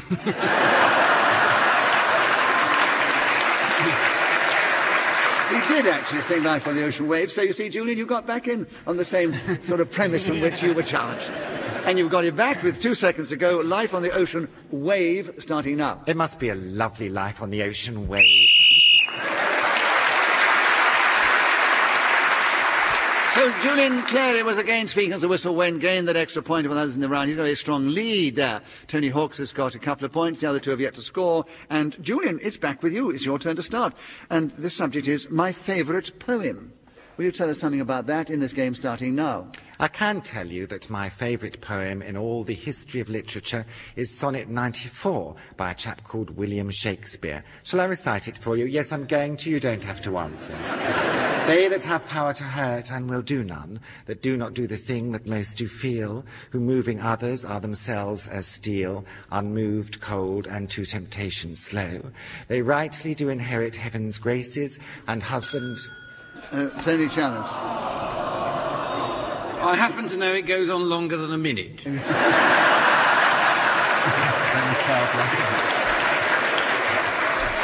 Have you got any other challenge within the rules of just a minute? I have nothing to offer. Well, the audience enjoyed your interruption, give you a bonus point for that. But Julian gets a point because he was interrupted. He keeps the subject of my favourite poem, 34 seconds, starting now. I've completely lost the thread of my favourite poem now. Clement challenge. Deviation. Why? Lost the thread. Yes, but he was still speaking on the subject of my favourite poem by saying he'd lost the thread. He can say that. He hasn't deviated in that sense. So I don't think it's a correct challenge. So, Julian, you have another point. You have my favourite poem. You have 31 seconds starting now. I've kind of lost interest now, but I will carry on. Yes, Clement. Repetition of that sentiment. Yes. No, he said before he lost interest and now he lost the thread. Right, he did repeat the word lost. Right, Clement, you have the subject. You have 28 seconds, my favourite poem, starting now. My favourite poem is not really suited to just a minute. It is, "Oh Mary, go and call the cattle home, and call the cattle home, and call the cattle home." Doing a new challenge first. Repetition, obviously, is inevitable. Yes. But as Clement did it deliberately to get a laugh, and he got a very good reaction, we give him a bonus point for that. You get a point because you interrupted him, correctly interrupted him. 19 seconds, my favourite poem, starting now. Get off the table, Mabel, the money's for the beer is a very short poem of which I'm particularly fond. I think it may have been written by Stevie Smith, but I can't be sure. Andrew Marvell used to knock out poems, as did Mr. Pam. A hesitation. That was a hesitation, Pam. So you have my favourite poem.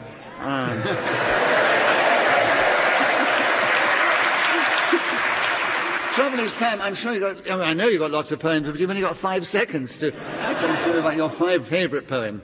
So you start now. I wish I'd looked after me teeth and spotted the dangers. It's also my favourite poem of all the wonderful ones you've written, Pam. What's the second line? And spotted the dangers beneath, all the toffees I chewed and the sweet, sticky food. I wish I'd looked after me teeth. It does go on then for several Anyway, yards. Pam, you were speaking as a whistleblower. You're getting an extra point for doing so, and you've got a few points there. Tony Hawks, it's your turn to begin. The subject now is... Did you look after your teeth, though, really? No, not very well, but they are mine, but they are fairly well repaired. Right. The subject now is lovies. Tony, your turn to begin. 60 seconds, starting now. One of the requisites of being a lovey is to boom out sentences saying, "Darling, do you remember the time we played the New Theatre, Oxford, and what an audience we had? They complained about the microphones. Oh, I'm not going back there, I tell you." And also a cravat is quite a good thing for a lovey to wear. I've seen Nicholas doing this sort of thing, actually, and telling stories about rep. I've heard him do that on this show, so perhaps this man is a lovey. I put it to you, ladies and gentlemen. They're saying no, they don't want me to talk about him anymore. I can see their point of view. Let's move on to something...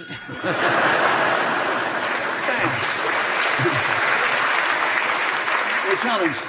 Hesitation. He did hesitate, Pam, so you got in with 19 seconds to go on lovies, starting now.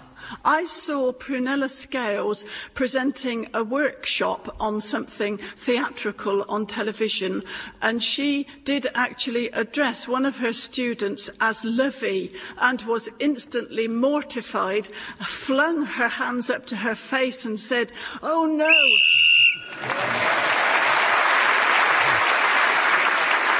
Pam was speaking as a whistleblower and gained that extra point. The situation now is Julian Clare is in a very strong lead. Pam Ayres follows Tony Hawks and Clement Freud in that order. And Clement, your turn to begin. The subject is existentialism. 60 seconds as usual, starting now. It's not going to be very easy for me to talk for 60 seconds on existentialism, which is a philosophy dealing with gazing at... Julian challenged. Well, don't put yourself through it then.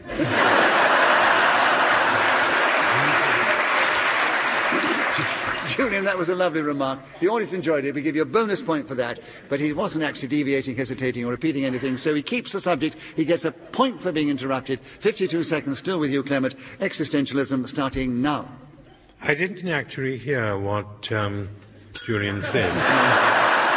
Tony challenged. There was a hesitation there. There was a hesitation, yes. He actually said, "Don't put yourself through it," which seemed to be quite an apt remark, considering you said you didn't... It doesn't speak into his microphone. Right.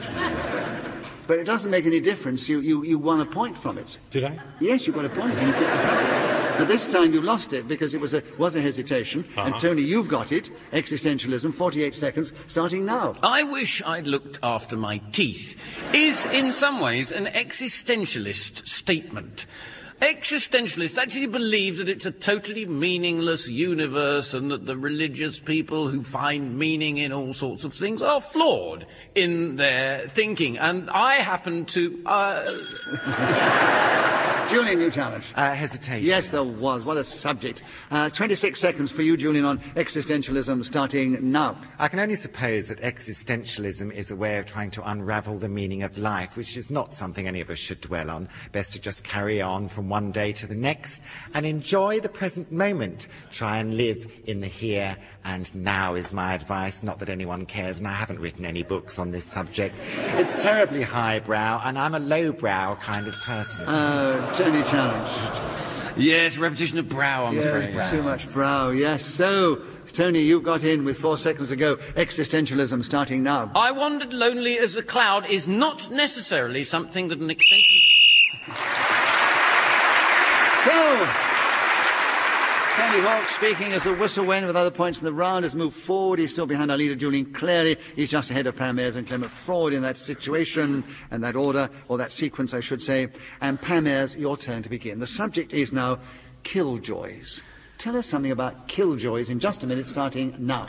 Beware of killjoys, people who say things like, you'll be lucky, and in your dreams, and of all the stupid, harebrained schemes I ever heard, that one really takes the biscuit. This is the parlance of the killjoy.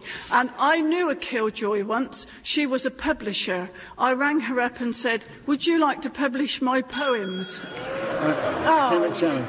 No. No, it's wrong. No, wrong. You said publish and publisher. Yes, it was, And, yes. he was wrong. He was wrong. It was quick in the door, but you were interrupted, so you get a point for that. Thank you. And you have 33 seconds to continue. Killjoys. By the way, it's the plural on the card. Do you want to be aware of that? Thank you. Thanks. Starting now. She said no. Go home, she advised. Poetry. Clement challenged. 3 cheese. Oh, Yes, no. yes, oh, glad. Yes. 2 blows. 2 blows. He let 2 go, but he couldn't resist the third one. So, Clement, correct challenge, 28 seconds. Killjoys, starting now. Killjoys is the middle name of Robert Ilk, a politician who has founded his own political party and is going precisely nowhere with it. I think Killjoys, as he's known by his enemies, he has few friends, is... Julian challenge. Hesitation. Yes, there was a hesitation, yes. You were going so well, Clement. I was thinking about it. I know. You're almost resting on your laurels of that brilliant reaction you got from there. It was very, very pretty, I thought. No, it was really...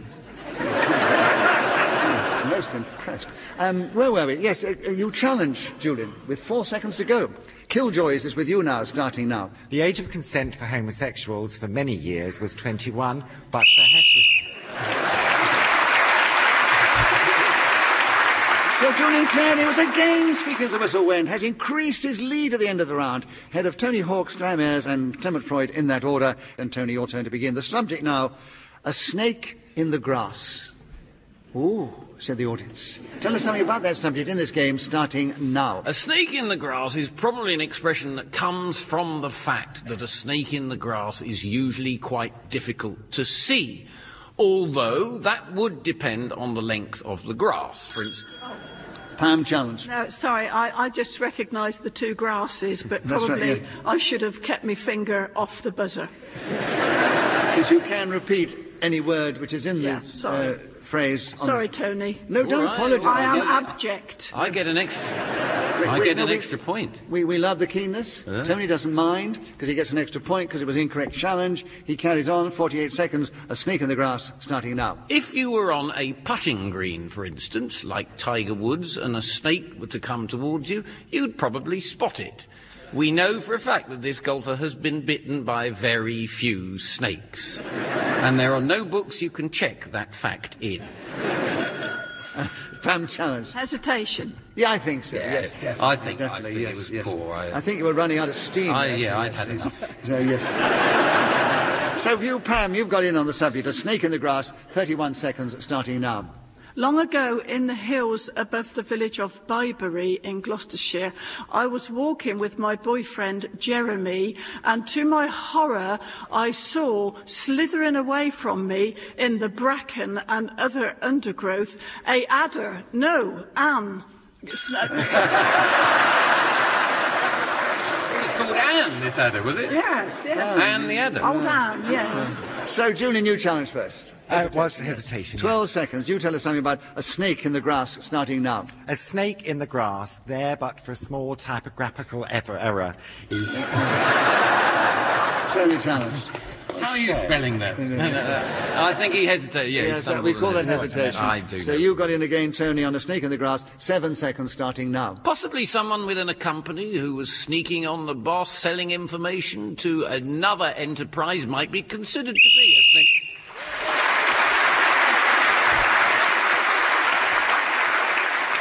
So, at the end of that round, Tony Hawk, speaking as a whistle, when gained the extra point, he gained others in the round. He's moved forward. He's now only one behind our leader, Julian Clary, but they're both some points ahead of Clement Freud and Pam Ayres, who are equal in third place. Clement, it's your turn to begin, and the subject now is a dark horse. Tell us something about a dark horse in this game, starting now. Oddly enough, a dark horse can be white, grey, brown, dappled, piebald, skewbald. The thing about dark horses is that you don't know what they are on about. A dark horse can be a terrifically good-looking horse that has no speed, or vice versa. In bookmaking circles, a dark horse is usually referred to as an equine. Julian, challenge. Hesitation. I call that hesitation too, Julian. 35 seconds now with you. Correct challenge. A dark horse, starting now. Many years ago, I thought I was on my own in a field in the countryside in Wiltshire. However, I heard a snorting noise. I turned round. What do you think I saw? It was a dark horse. So I climbed upon him, and what happened next still gives me nightmares. I was bucked horribly to within an inch of my life. So, a dark horse is not to be mounted in my considerable experience. I prefer a light-coloured horse, but I may be accused of deviation, so I'll stick to the subject. A dark horse is, of course, a kind of euphemism for someone who creeps around and you can't trust them.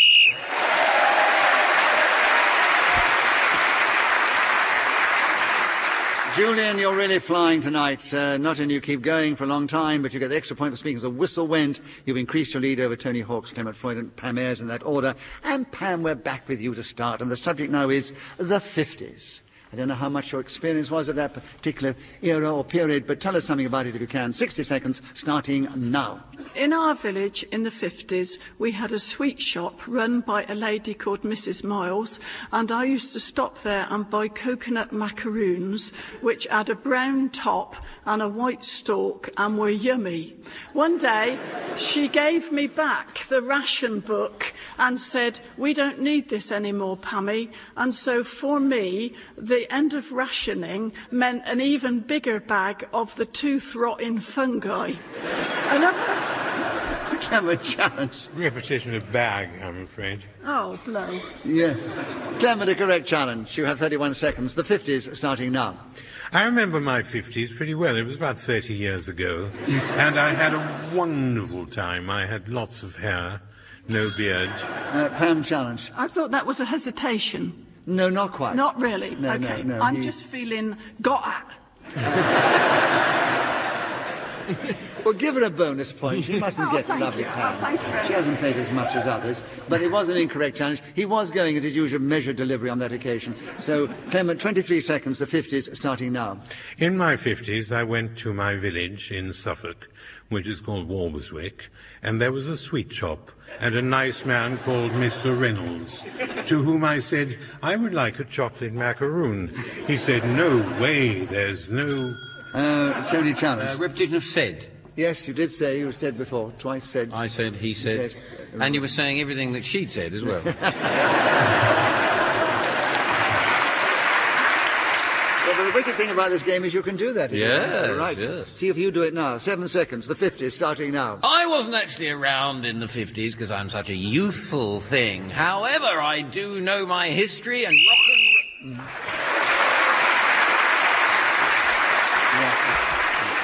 Tony Hawk speaking as a whistle when gained that extra point.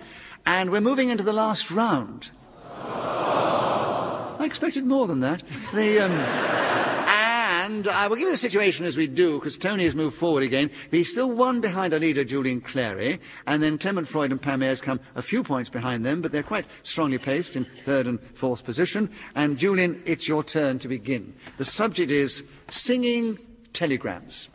Tell us something about that subject in just a minute, starting now. Many years ago, before I became a national treasure and a household name, I used to scratch a living as a singing telegram. For £25, you could have had me knocking on your doorstep dressed as Tarzan. I also, at Christmas time, used to don a green leotard, and believe it or not, I was known as the human Christmas tree, which was very, very festive as singing telegrams. Tony challenged. Did he repeat Christmas? Did he say at Christmas time and used to... No, I don't think so. I used to be a Christmas tree at Christmas time. How did he refer to Christmas the first time? I was so much enjoying it for once I'd switched off. It started bothering this one. I don't think you did say Christmas time, didn't you? Are you switched on now? Yes, you switched on now, yes. Yeah. It was a Christmas tree at Christmas time. Yes, you did talk about Christmas time, I remember now. I've just done a quick recall on the... and with Christmas tree. So the Christmas was repeated. So, Tony, singing telegrams with you, 37 seconds starting now. Singing telegrams have offered actors and actresses who've been unable to find parts in plays a wonderful opportunity to supplement their meagre income. That is, if they're in rep, of course. Julie, new challenge. I was only testing to see if you were switched on. I think you got your answer, didn't you? Right. And I don't know that you were. Yes, I'm switched on, and your reaction was great, so give him a bonus point. But Tony was interrupted, so he gets a point. 25 seconds. Singing telegrams starting now. I am fascinated by this former life of Julian Clary as a singing telegram, and when this show is over, I will quiz him in the dressing room about... Julian challenge. You certainly won't.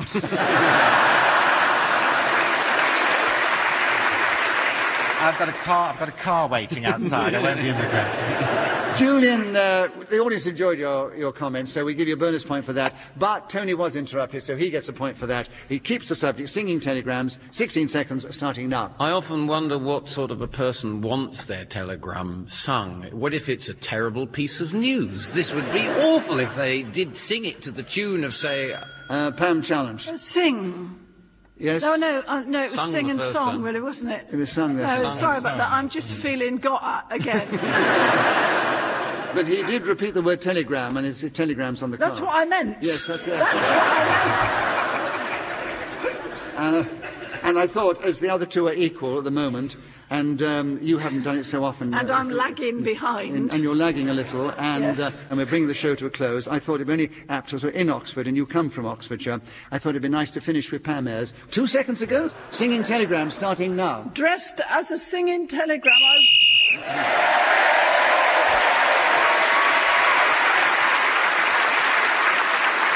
But let me give you the final situation. Clement Freud, for once, which is unusual, finished up just in 4th place. He was 3 points behind Pam Ayres, who was in a very powerful 2nd place. He nearly caught these two fellows sitting on my left, but a very fair result. Julian Clary and Tony Hawks are equal together in the lead, so we say they are joint winners this week. So thank you. It only remains for me to say thank you to these 4 delightful players of the game. Pam Ayres, Julian Clary, Tony Hawks and Clement Freud. I thank Janet Staplehurst, who's helped me with the score and blown her whistle with such panache when their 60 seconds was up. We thank our producer-director, who's Claire Jones. We are indebted to Ian Messiter, who created this amazing game. And we are very grateful to this lovely audience in the New Theatre in Oxford who've cheered us on our way. So from them, from me, Nicholas Parsons, and this wonderful panel, goodbye. Tune in the next time we play Just a Minute.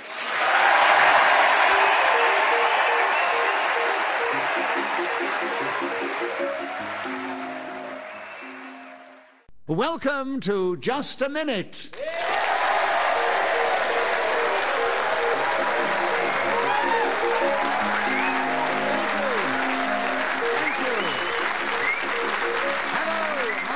Is Nicholas Parsons, and as the minute waltz fades away, once more it is my pleasure to welcome the many listeners we have, not only in this country, but, of course, throughout the world. But also a huge pleasure to welcome to the show the 4 distinguished, distinctive, and determined players of the game. And it's always a pleasure to welcome back that outstanding player and an amazing comedian, Paul Merton. And sitting beside him on my right is our veteran player of the game, who has such ingenious and provocative ways of interpreting the rules. That is Clement Freud. And seated on my left, we have that engaging and delightful and charming comedian, Linda Smith. And sitting beside her, someone we welcome back after quite a long absence, that lyricist, writer, and great cabaret performer, Kit Hesketh-Harvey. Would you please welcome all 4 of them?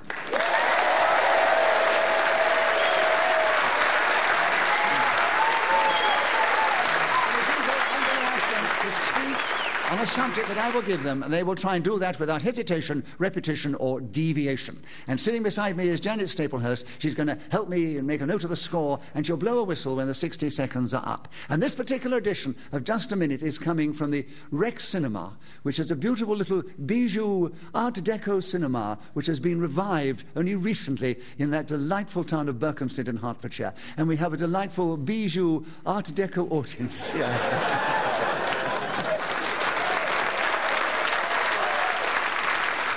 So welcome us to the first live show they've done since it was resurrected as a cinema since 1988. So we're going to launch the cinema today as we launch into Just a Minute with Paul Merton. Paul, the subject is how to attract someone's attention. 60 seconds as usual, and you start now. I'm sorry, were you talking to me? Yeah. Yes, didn't you hear me? No, I'm sorry, what was the subject? Sorry, I was miles away. Sorry, Nicholas, what were you saying? Right, sorry. Did I send you to sleep? No. Right, there we are. So we'll start with Paul Merton. Paul, the subject is how to attract someone's attention. You're talking to me again? It's very difficult, Paul, isn't it? Yes. Give him a bonus point to start with. All right, a bonus point then. Well played, Paul. You've got to laugh like that. But now would you try and talk on that subject? 60 seconds, starting now. Me? Yes, you. OK. Many years ago, I was trying to attract somebody's attention, and I wondered about the best way of doing it. Of course, it depends under what circumstances you're trying to attract someone's attention. If you're on a boat that's sinking in the middle of the sea, then you need a flare that goes up into the sky. I don't mean sort of rather unsightly trousers, but something that bursts in the heavens in a colourful way. That is possibly the best way of attracting somebody's attention when you are in that marine environment. If you are sitting in a remarkably looking, beautiful cinema here in Berkhamsted and you want to capture somebody's attention, all you do is you shine a light in their eyes. It happens if it helps if you've got a torch. Clement Freud, you challenge. What was your challenge? Hesitation. No, funny, no. No, it wasn't, was it, Nicholas? No. Definitely not. No, he was going in fine style. Yeah. You have a point, of course, for an incorrect challenge, Paul. You keep the subject. There are 26 seconds available. How to attract someone's attention. And don't do any gags on it now, please, because I can't cope with it anymore. And you start now. Ouija boards are actually quite a good way of attracting somebody's attention if they have passed on. For example, Charlie Chaplin, whose face I see adorned on one of the posters outside this beautiful little building, was once... Clement challenge. Repetition of beautiful. Yes, you did say beautiful cinema. Did I? You get a point for that, of course. You take the subject, and you have 15 seconds to tell us something about how to attract someone's attention, starting now. Dropping down dead is a pretty safe way. Very seldom could you meet a quick demise without somebody noticing and saying, "Hey, look at him."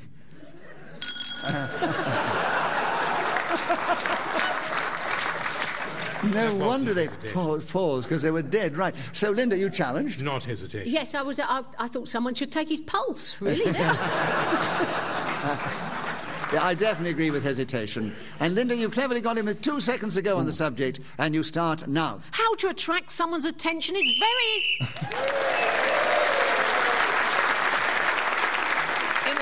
Whoever is speaking when the whistle goes gains an extra point on this occasion. It was Linda Smith. She has 2 points. So is Paul Merton. Clement has 1. Kit has yet to speak. And Kit, will you take the next round? We bring you in right away with a subject here, which I don't know whether you can go on or not. It's called Good Cop, Bad Cop. I don't know what it means, but I've heard it so many times, and perhaps you can tell us all, starting now. Good cop, bad cop is precisely the sort of stereotypical pigeonholing that the police force is trying to escape from at the moment. What about follically challenged cop? Or vertically obsolete cop? Or cop... Vertically obsolete. No, I don't think that makes sense. Doesn't mean it's anything, a very does metaphysical thought, isn't it? Means they haven't stood up for a long time. Yeah. No, Incapable of standing. They're undercover. Yeah. Underground. No, I think it's deviation from sense as we understand. I'm sorry. Absolutely. Absolutely, Paul. So you have a point, you have 46 seconds. Tell us something about good cop, bad cop, starting now. Well, apparently it's one of those things that the police do. They have somebody who's a good cop and a bad cop. So the good cop says to you, "Now, come on, you know that I believe..." Linda, you challenge first. A hesitation. Yes, all the fingers went on buzzers. Your light came on first. So you have the subject and you have 36 seconds. Good cop, bad cop, starting now.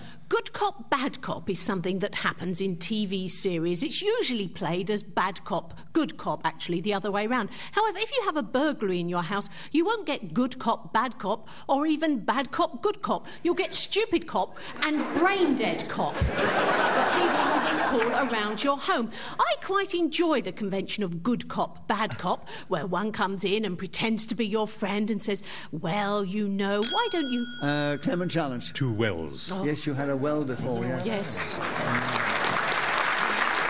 Clement, you've gone Bang in the to nice rights. second- well, I'll go quietly. No, you did very well, And the good cop... Anyway, 9 seconds, Clement, it's with you. Good cop, bad cop, starting now. If you are a Liverpool Football Club supporter, there's only one cop, and it's neither good nor bad.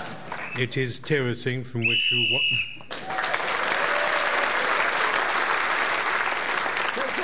Was in speaking as a Whistleway and gained that extra point for doing so, and Paul Merton, Linda Smith and Clement Freud are equal in the lead, and followed by Kit Hesketh-Harvey. Linda, will you take the next round? A very apt subject for this beautiful little cinema here. Well, it's quite a large one, actually. 350,000, I need to say. It's 350 people. I wouldn't want to sell chalk ices there. No. It's the silver screen.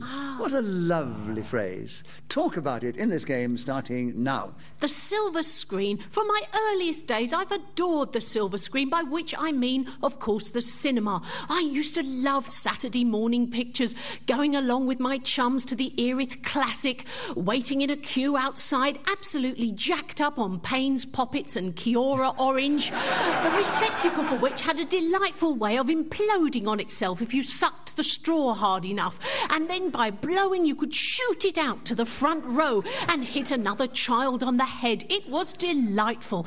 Then... Kit challenge. I'm sorry, I think we've had 2 delightful. No, don't think so.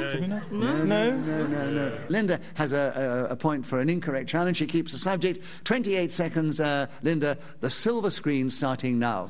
The manager of the aforementioned establishment would come onto the stage in front of the silver screen, dressed as some amusing animal like a comedy lion or something of that nature. Clement challenge. 2 somethings. Correct challenge and a point. 16 seconds for you. The silver screen starting now. I've never actually seen a silver screen. They tend to be made of linen or cotton or cardboard and occasionally other materials. But silver, gold would be brilliant, although more expensive. Platinum. Paul, you challenge. Well, he's moved away from silver screen and talking about gold screens and platinum screens, but not silver screen. So well, it's no, I deviation. mean, it's a debatable point, Paul, but when you think of it, I mean, the silver screen to us means the cinema screen, but, you know, he was talking about a screen with silver, made of gold, gold. and so forth. Yes, but why not? I mean, it's another So you way think of... talking about gold screen is the same as talking about a silver screen? No, I think in the cinema you only have one silver screen. Yes. But you could have a screen, it could be gold, it could be alabaster, it could be a screen... It could be what? What? It's a very good decision. Yes. No, I think. It could be a screen of different kinds, Yeah, you know. absolutely. So he has a incorrect challenge, another point, and half a second still left for you, Clement. Silver screen starting now. Silver screen starting now.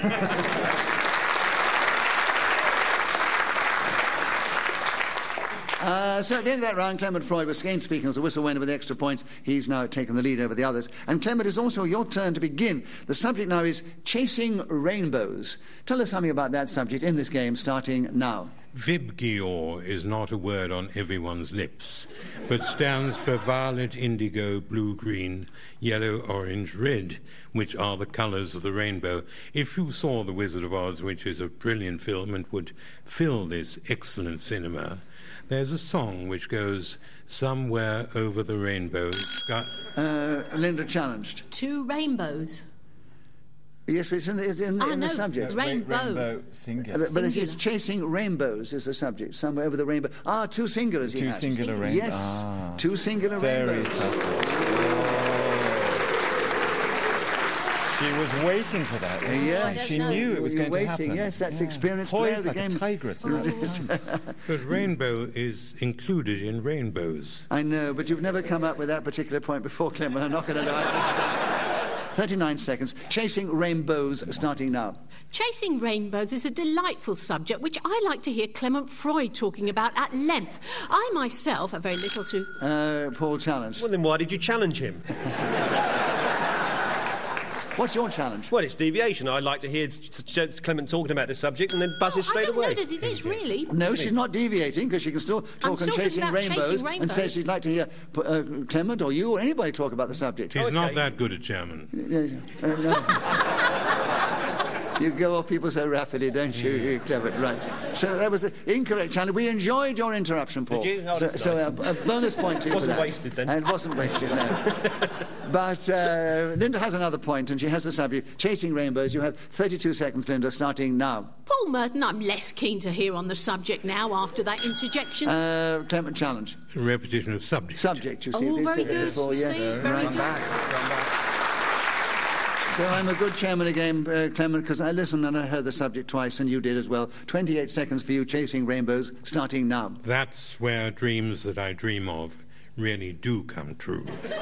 Chasing rainbows is another word for pursuing a target which is nominally beyond your reach. Unlike tilting at windmills, which is pointless and useless, also obsolete, and I'm sure the 60 seconds should be up fairly. Because I find this Kit challenge. Deviation then not. Deviation from fact, yes. It's quite a subtle challenge. No, I think he is a very good chairman. Yes. No, I think... So on that basis, Clement and Rusty, we give you Chasing Rainbows, Kit, 4 seconds starting now. The Fantasy Impromptu by Chopin had lyrics set to it in C-sharp minor. I'm always chasing rainbows. Right, so Kit was then speaking as the whistle went. Gained an extra point for doing so, thank goodness, because he's now starting to move forward, and the others are ahead of him. Paul, your turn to begin. The subject is In the Mood. 60 seconds on that subject starting now. Well, of course, it was a Glenn Miller tune, and Joe Loss and his band had it as their theme music for many years. Kit challenge. Repetition of dad. No. There was a repetition of did. I didn't write the music. I can't help that. I half thought he went diddle. Yeah, I did actually. Like diddle as a whole word. But after that, it was da.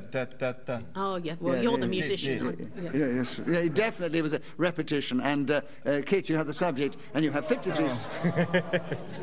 I'm sorry, those are the rules. And I have to be fair within the rules. 53 seconds, Kit, In the Mood, starting now. I so wish Paul Merton had the subject back, because I don't know very much about it. And Paul challenge. What's all this about people wishing that somebody had the subject? But they're the people who challenge and get the subject. I know. So it's deviation again. I wish Paul Merton had the subject. That's got nothing to do with In the Mood. But this is, the human condition, isn't it? More tears over answered prayers. Yes. You've suddenly changed the whole mood of the show. Just a philosophical note, and that was thought for the day, and now back to just... So, Paul, we give you the benefit of the doubt, give you 50 seconds In the Mood with you again, starting now. Oh, not again, surely. A repetition of D there. Yes, D and bar. You definitely repeated it. Right. 48 seconds, back with you, Kit. In the Mood, starting now. He doubled his saxophone with his clarinets, which is what's so clever about the orchestrations of that particular author of this song. And he was killed, I think, in a plane crash, wasn't he, above?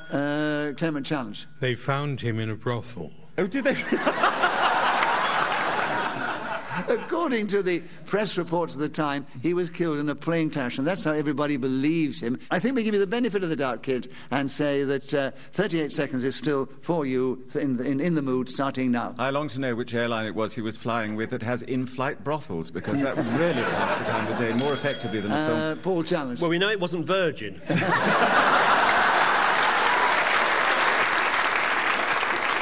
So what I do on those occasions when we get interjections like that, I give a bonus point. But Kit was interrupted, so he gets a point for that, and he keeps the subject in the mood.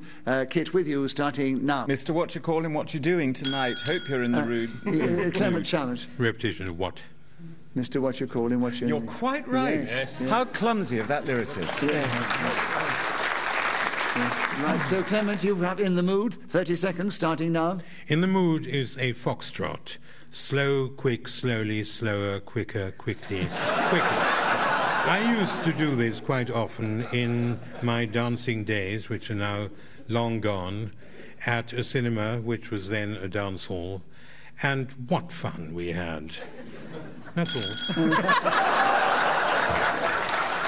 Paul, challenge. A dignified stop. Yes. Hesitation, yes. So you got in with 10 seconds on In the Mood, starting now. I used to play trumpet, in fact, when I was a very young boy, and I can still remember the opening notes to In the Mood. I don't know if you can, but they went something like this. All together now, 1, 2...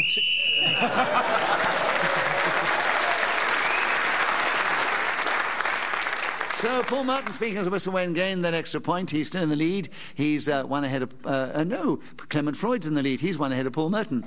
But Kit Hesketh-Harvey has caught up with Linda Smith in third place. Ooh. Yes. And by the way, surely In the Mood is a quick step and not a foxtrot.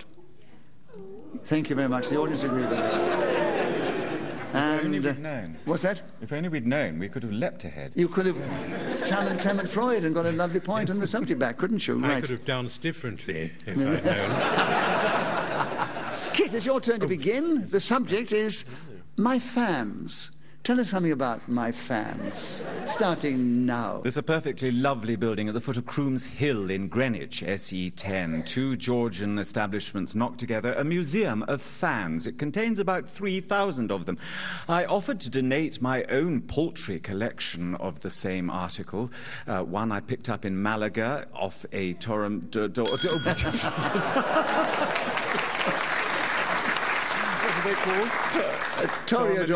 I got a bit, yes. You got a medal in the matadors and the toreadors. I did, one does. Right. It's the heat.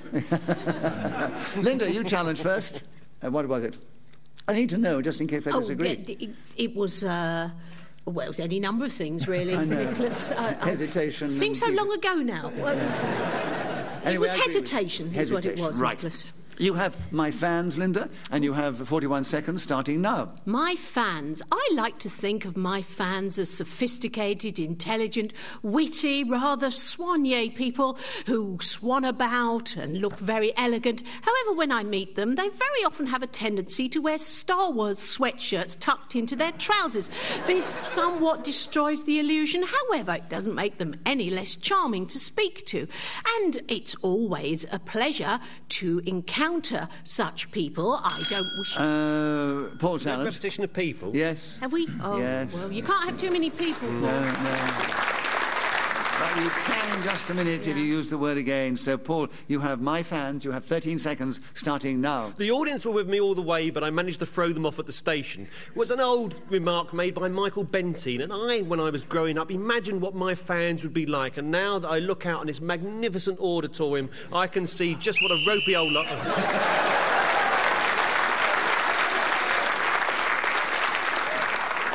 And Paul, as you said that, one of them got up and left. Yeah. But you got to tell her friends how much he's enjoying it. I know. You were speaking as a whistle went, so you gained that extra point. You've now taken the lead, one ahead of Clement Freud, a little ahead of the other two. And Linda, your turn to begin. The subject now is a needle in a haystack. 60 seconds as usual, starting now. A Needle in a Haystack is the title of a rather nice song by a group called the Velvets, Motown artists, and they recorded this item in 1964. It was penned by Norman Whitfield, who wrote so many fine music. Kit, your challenge first. I'm sorry, there was a hesitation. There was a hesitation. So, Kit, you have a subject. They learned so much. They did. I had no idea it was a Motown number. No did I. But this is what happens in just a minute. We learned so much. 45 seconds with you, Kit. A needle in a haystack, starting now. It's a perfectly stupid place to look for a needle, if you think about it. Much more sensible to go to your sewing box or possibly to your local drug dealer. Well, you might pause after that.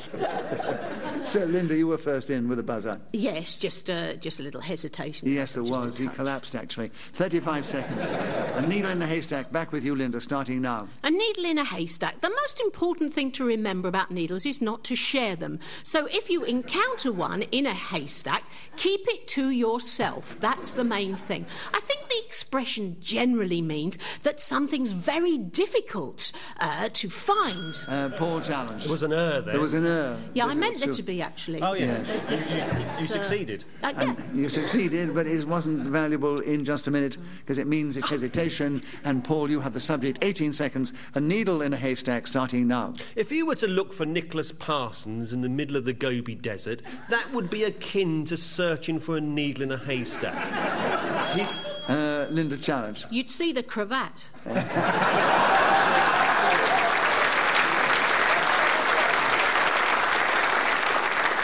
You would see that from a mile off, wouldn't you? Well, on the other hand, Linda, what Paul said was not deviation from the rules of just a minute, but what you said the audience enjoyed. So we give you a bonus point for that.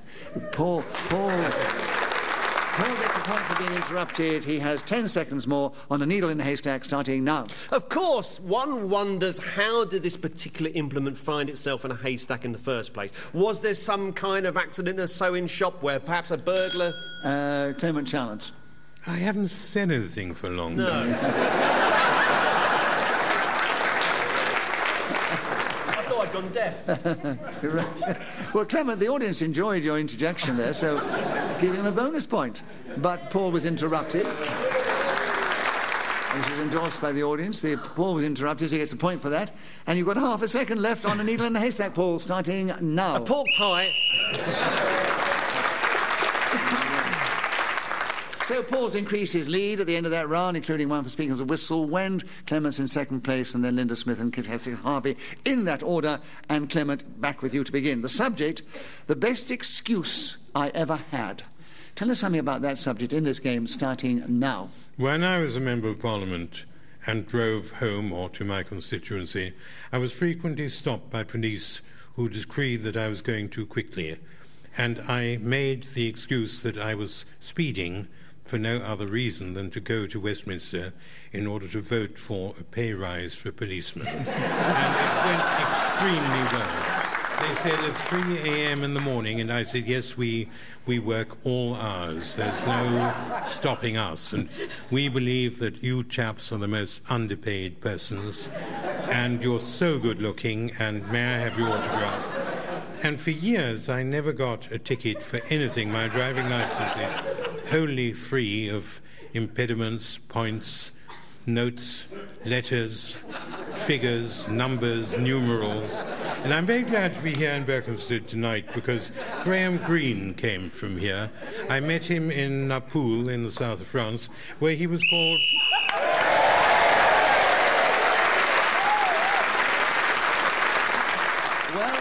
Happened for a while. Somebody took the subject to begin with and went the full 60 seconds without interruption, without hesitation, repetition or deviation. And he not only gets a point for speaking as a whistle went, but a bonus point because you did the full 60 seconds without interruption. But you're still in second place, Clement. You're 2 behind Paul Merton, and you're 3 ahead of Linda Smith and Kit Harvey. Oh, we're moving into the last round, I've just seen. We've no more time. Kit Harvey, it's your turn to begin. And let's give you the situation as we go into the final round. Well, Paul Merton has a lead, but he's only 3 ahead of Clement Freud, and he's 4 or 5 ahead of Linda Smith and Kit Harvey. In that order, Kit, the subject now is Cupid. Tell us something about Cupid, that enchanting character in this game, starting now. Cupid fell in love with Psyche and came to her at night in the darkness and left by morning. How like a man? Clement's challenged. Disgusting. I was shocked, were you? Yeah. Well, by him leaving before morning. Yeah, this is a family show. Nicholas will have letters. Yeah. It's in the myth, isn't it? That's a myth, but I think most of us have experienced it. I think so. I think you've been largely responsible, Nicholas, in your time. You wicked old Lothario. Right, no, it was not a challenge of any substance, and so you have another point, Kit, and it's you have 53 seconds. Cupid starting now. And she became very interested in what he might look like, so she lit her torch, which in those days wasn't an ever-ready battery affair, but a thing of oil and wick, and she spilt boiling unguent onto his shoulder. He yelped and ran away and fled, and ever since then she has been wandering all over the world under Venus's harsh diktat, looking for her lost love, who nowadays is represented largely as a small boy with cherubic cheeks and little wings, causing havoc with his quiver of arrows, lead ones for dirty, down, dusty love, and golden ones for the more virtuous variety, which is that which I feel for Linda Smith as she sits here on my right. I'm now beginning to flounder, but I can feel the darts piercing my heart as I hope I'm heading towards the 60-second finale, because Lord knows I do need these points, and if Cupid is up there,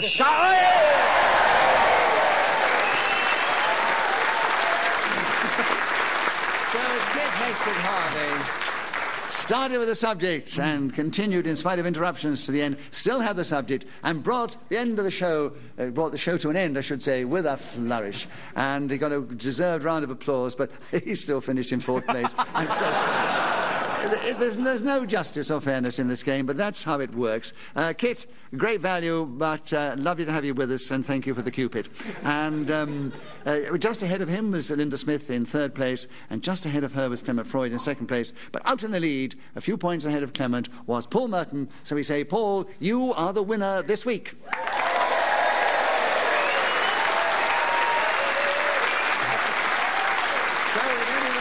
Say thank you to these 4 delightful players of the game: Paul Merton, Linda Smith, Kit Hesketh-Harvey and Clement Freud. I thank Janet Staplehurst, who's helped me with the score. She's blown her whistle with such charm every time the 60 seconds elapsed. We also thank our producer, who is Claire Jones. We are indebted to Ian Messiter, who created this amazing game. And we're grateful to this lovely audience here at the Rex Cinema in Berkhamsted, who have been drinking themselves solid out in the theatre. But in spite of that, they managed to pick up some of the humour and wit and enjoy themselves as they're all stocious, I can tell you, but they're enjoying it. And we've had a wonderful time. I hope you have too. From them, from me, Nicholas Parsons. Tune in the next time we play Just a Minute.